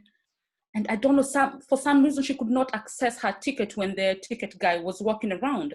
And so the guards came, and the guards were called. In many cases, if it's a white Finnish person, the guards are not usually called, and the white passenger can negotiate with the ticket guy, you know, and like try to explain that my phone is dead. But so this happened. So the guards were called, and you know, so the guards have already been deputized. They are already their police. And then she was forcefully removed outside of the train, and then the police were called. And so it became this whole debacle where they really, really like traumatized her for a ticket that she had on her phone. And just the way that now obviously Finnish media would, you know, their mom, they are not talking about it. So, and I think also one thing maybe people talk about the Nordic countries is that the low crime rate, so which also means that the encounter with police brutality is not as high. But I was listening to Ruth Gilmore as I was preparing for this, and one thing she was asking is maybe even a bit, if that is the argument, that if the argument is that police brutality is not as common here, then we can also ask the question, then how are people's lives made vulnerable? And then you also see that it is connected to police brutality, it is connected to segregation, Absolutely. It is connected to income inequality. So it becomes, we cannot like take one and leave the other, because they are all like dependent on each other. And also, although we know, well, you know, statistically, although, you know, prison incarceration rates are low across the Nordic region, we also don't know how it fares in terms of racial categorization and racial groups. Because one thing we have a good awareness about is the fact that there are disproportionately more Black and brown people that are incarcerated than white people across the Nordic area. Exactly. And this is really, which is why I continuously have to repeat to people who want to look so much to the Nordic model that, you know, if you do really want to critically interrogate the Nordic model, you're going to see just how incredibly compounded it is by racial disparities. And it is very also much not just an ideology, but also a political enterprise that is invested in white supremacy. Very much so. Yeah. And I think that I really like what you said, Milka, about like how communities are made vulnerable. Like, looking at this, because I think in terms of like, it might not be as big a prison population. You know, I don't know if the numbers are growing, but I know the Danish state are preparing. Yeah. Right. So that's also the one aspect of the ghetto law, is that visitation zones where there's double punishment zones, you know. Yeah. And so you receive a double punishment if you live a particular place. There's also the Danish state has changed social legislation that allows not just for children to put into foster care, which is also a way to take away the poor people's kids, right?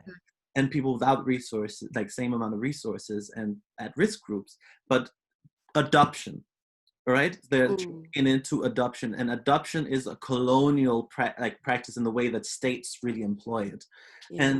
And so this sort of focus, like moving towards, and the government has been talking about baby boxes all of a sudden, right? So now they are forcefully forcing thousands of people out of their homes into areas that will be more expensive. They are increasing policing and surveillance for decades. And now they're preparing an infrastructure that will make it even conditions that will make it more difficult for people and especially for parents, right? And parents are also punished if a kid is criminalized. Then the entire, so they're collectivizing it. So you can see, like, it might not be in a year or 5 years, but in 10 years, we can see the results of what's happening now. Absolutely. And I think maybe if we were observing in the courts, you can see courts are very class and race-based. And right? It, like, how people get through. So yeah, I just wanted to add that too. Absolutely. Like, the judiciary system itself, it operates by a law that is anti-Blackness. And I love that we're bringing this idea up about vulnerability, because it's not something that exists, you know, insulated to the individual. It seems as if there's an entire frame that intends to target communities specifically, that has dire consequences across generations. So the wealth disparity, i.e. with the ghetto law, may perhaps start today, but in 5 years' time, we're going to see that throughout generations is going to have really, really dire consequences for people, that places like especially African migrant communities to be worse placed than others, actually. And I'm thinking specifically also in terms of this, also in terms of the disparities across migrant communities, where Africans are disproportionately targeted more than others, i.e. in Denmark, for example, if we were to compare, you know, African migrant communities with Middle Eastern migrant communities, Africans are much lower positioned than Middle Easterns are. Yes. Yeah. That, now that we have 5 minutes left, girl, don't make me talk. No, but this discussion, anti-Blackness, within, you know, in relation, we've been talking about it in relation to the Nordics now. I mean, but as a global as it is, anti-Blackness, I mean, even within minority groups, other racialized bodies, anti-Blackness is the real thing. You know, they exist. Yeah. And that is what I hope we are seeing more, because I'm not going to do that work for them just as much as I'm not doing that work for white people. And I'm just going to center Blackness, ourselves, you know, to the conversation. But even anti-Blackness within other groups, I mean, growing up in areas where, you know, it was multicultural, you know, a lot of us came, you know, from different countries and backgrounds and went to school, you know, hang out.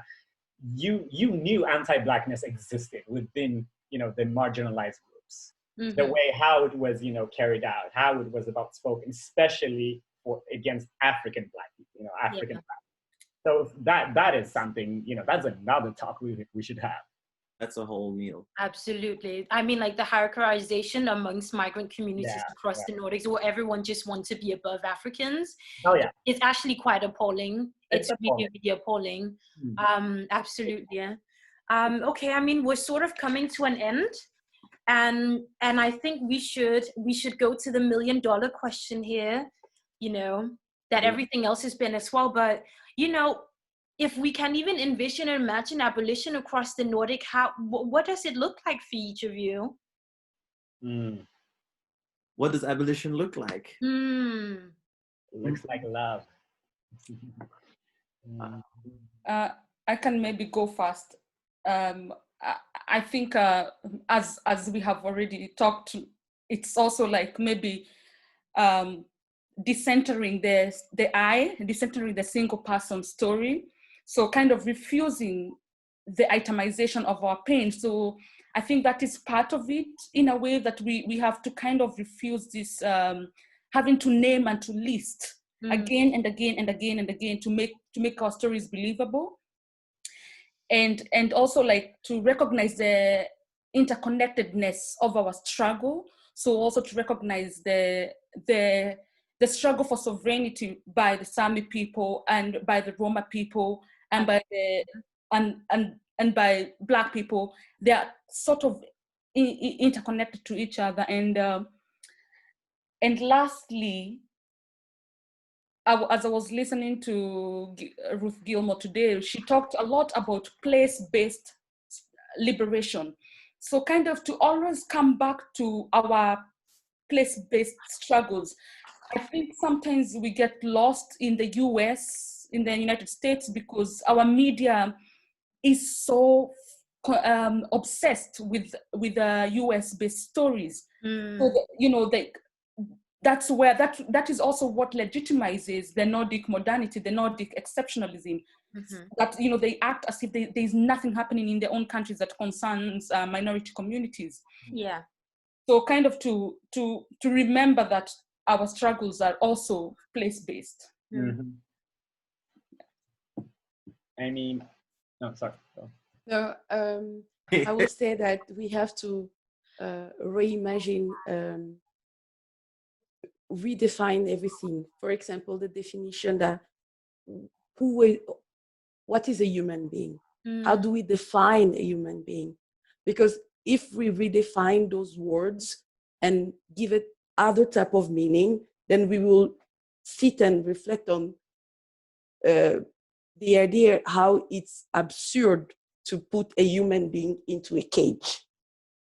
It can be through asylum, as an asylum seeker. It can be to differentiate, because that fundamental definition of what is a human being, you know, it will help us. And the understanding also that crime is not an individual act either, you know.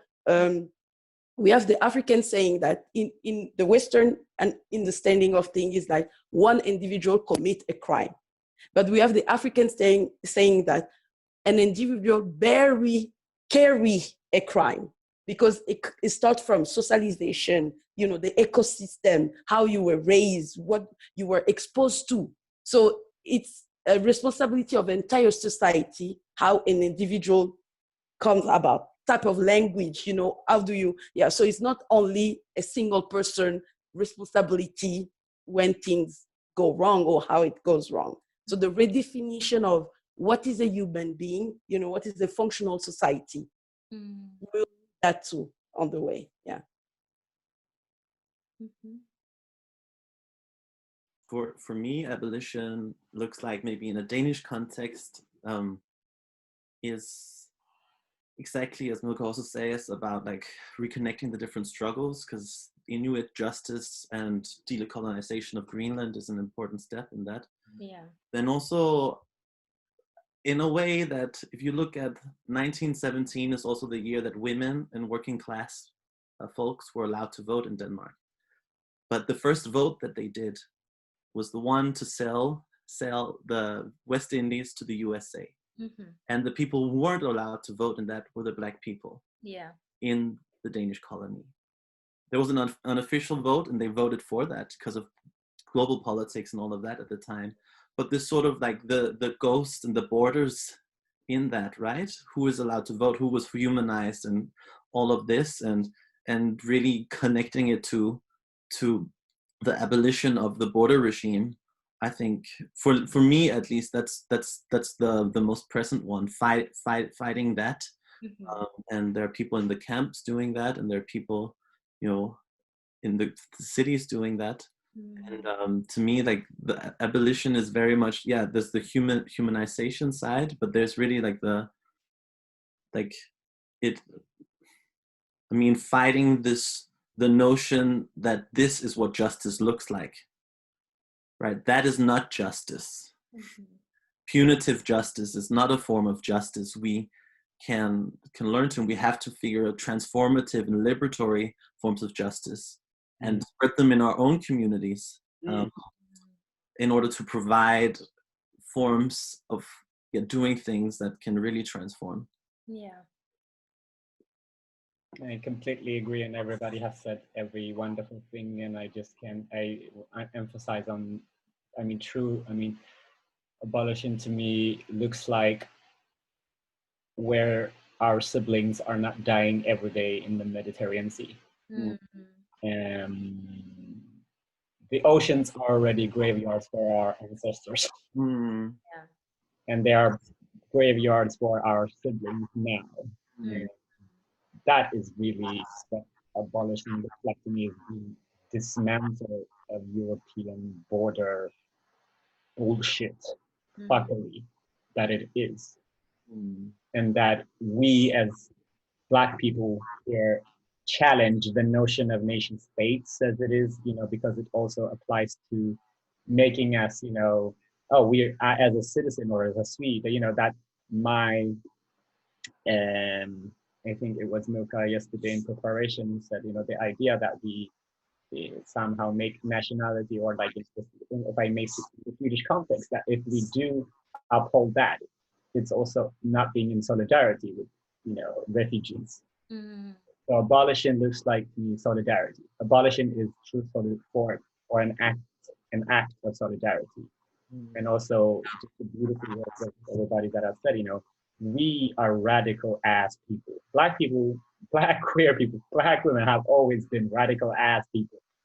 We have changed narratives. We have shifted the game. So we could also truly make a challenge about how the justice system looks like. One of the most persistent people on this earth around this is Angela Davis. To see, like I was like, girl, for 40 years you've been saying about it, like nobody. I mean, it's so beautiful to witness, right? Yeah. And I mean, yes. So, amen. No, absolutely. Can I add one more thing? Sorry, I wanted to bring back, this idea of also kind of relinquishing the idea of the Nordic state, in individual countries. Also, maybe it is for us to dare to find solutions that are not state-sponsored. Yes. So kind of this mutual aid, which I think is very hard because the social welfare system has already enshrined a kind of a mutual aid, but it is already tethered to the nation state. Exactly. So it is so strange to try to imagine something else that does not rely on the nation.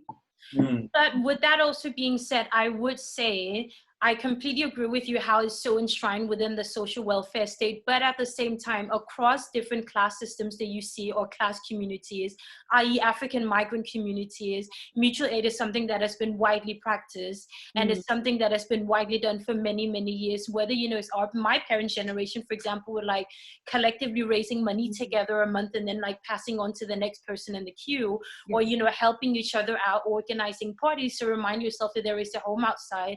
And one thing I would say that abolition for me looks like across, and this is perhaps even just across generally the Western diaspora, I think there is a bit of a generational gap where I think people of my generation really undermine the activism of our parents' generation, especially as African migrants.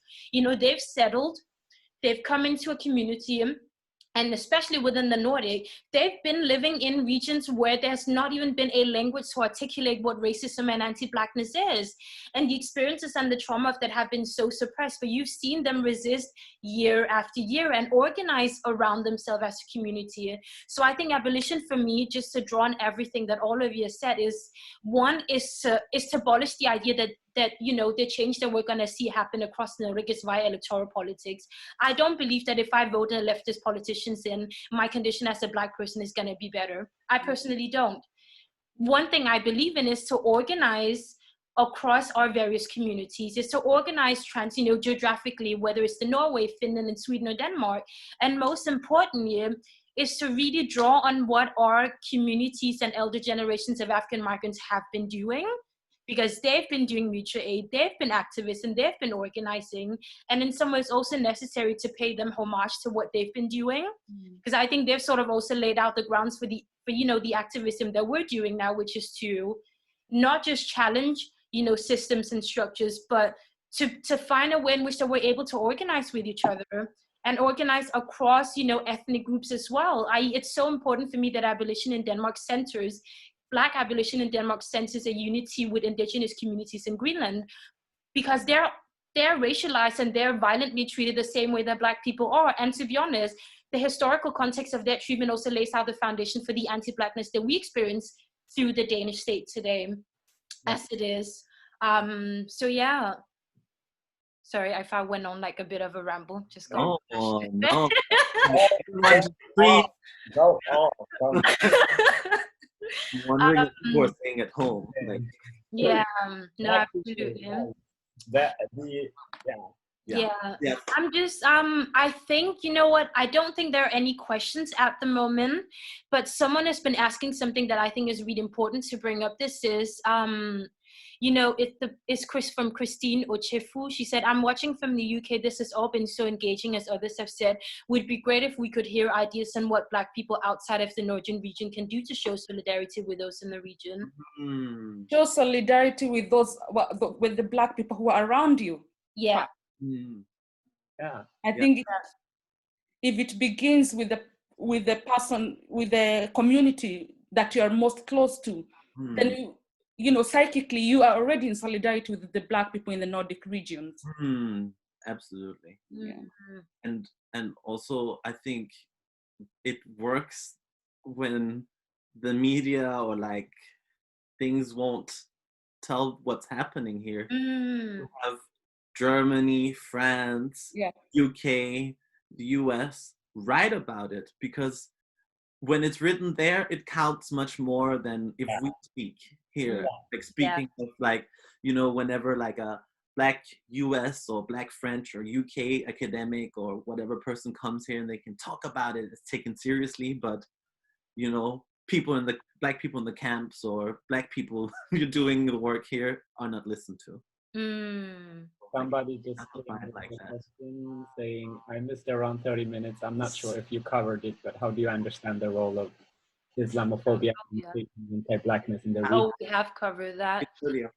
I will just to clarify to everyone, the participants, I'm recording this, so I will be putting it up somewhere on a platform, and I'll be sharing it via Culture, Art and Society's Instagram page, where you can find a link to see the talk if you've missed anything. And also the streaming is available on Culture, Art and Society's Facebook page, so you can actually go back and see it after the end of this.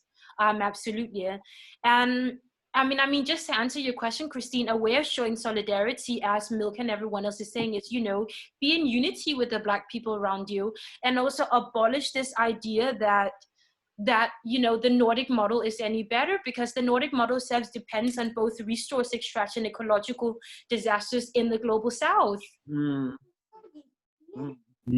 Scandinavian, although it's not spoken of quite often, like Nordic countries extract a lot of resources from the global South, especially in Africa, multinational companies, and the ecological impacts that's had has not directly affected the Nordic region. It's affecting these communities around the global South. So one thing is that I think people really need to start reevaluating and abolishing this idea that the swing of populism and neoliberalism has not insulated. It has not touched the Nordic region at all, because neoliberalism and its resulting racism that becomes institutionalized, it's increasing. Yeah, but you cannot be a warfare state having war, killing people, Black and brown people around the world, and at the same time maintaining this image of purity, of that you are the most happiest people on earth, so people outside need to know that and realize that, that price of happiness. So is the death of a few. Indeed. Yeah. So wow, this has been so. I'm like ready to just go and start a revolution. Kind of. It's been so inspiring to sit and have this conversation with every one of you. We've covered so much, I feel, but yet we still have so. It's not like oh my God. So we've covered so much, and truth is we still have such a long way to go with the conversation. This is just the beginning. And again, thank you so much to all of you for making time to come in and really share your knowledge with all of us. I hope every single participant has learned so much as I have throughout this minute. And I hope that this is going to create a shift in the paradigm of how we really talk about the Nordic region without erasing the Black people that are actually there. So, and erasing their work, actually very important here, because if anti-Blackness did not exist in the Nordic, there was no reason that we were doing the work that we're doing. So thank you so much for making time for this. Really. Thank you for having us. Thank you for, we exist, we already know, but to exist and coexist together that's a revolutionary as it is, and are creating. You know, the beautiful quote, and I'm going to probably misquote, so I'm not going to try to misquote, but the incredible Toni Morrison said, you know, we die, that might be the meaning of life, but we do language, that might be the measurement of our lives. And we do language for each other, for our existence, affirming each other. And I believe my aim, my obsession, because hashtag white people don't do shit, is to center Black people. You need to trademark that. Center Blackness, Black queer folks, Black women. Like that is what we continue to do, and we shall do. Absolutely. I want to say one thing. Sorry, I know we are finishing, but just like Andrea and Irene, they have this question about capitalism and the Nordic model, and the answer is yes. Yeah. But they are intricately bound together. That racial capitalism also means the continuation of the Nordic model. Absolutely. So like Nordic countries are not outside the confines of the transatlantic slavery, so they benefited through it. So. And if you're curious in knowing how, then just walk around the cities across the Nordics and you'll see statues, you will see archives, you're going to see, you know, cultural goods with Black people on it called Colonial in Denmark, for example. As I'm saying that there's so many frozen historical gaps and like moments that really signifies just the violence of Nordic colonial history. And this is something that also needs to be confronted. Imperialism and colonialism is Nordic history. But even until today, you have Norway who control the production of oil in Angola, in Ghana, just to name a few. They are everywhere in the world, you know, in Amazonia. So, yeah, absolutely. It's contemporary as well. Very much so. But people need to do the reading and not, you know, fall behind this assumption that these things are free or some paradises in Europe. So, yeah. Thank you so much, everyone. Thank you so much for tuning in. And do the anti-goodbye, which will last a day. If we did that, I feel like we're like telling each other like, oh, thank you so much. It's so nice to see you. And it'd be like an anti-goodbye that takes like an hour or two. Yeah. Walk you to your car. Our Instagram name is my favorite. Injera, mix those two. Yeah. Okay. Have a good evening, everyone. Bye. Bye. Bye. Bye. Bye.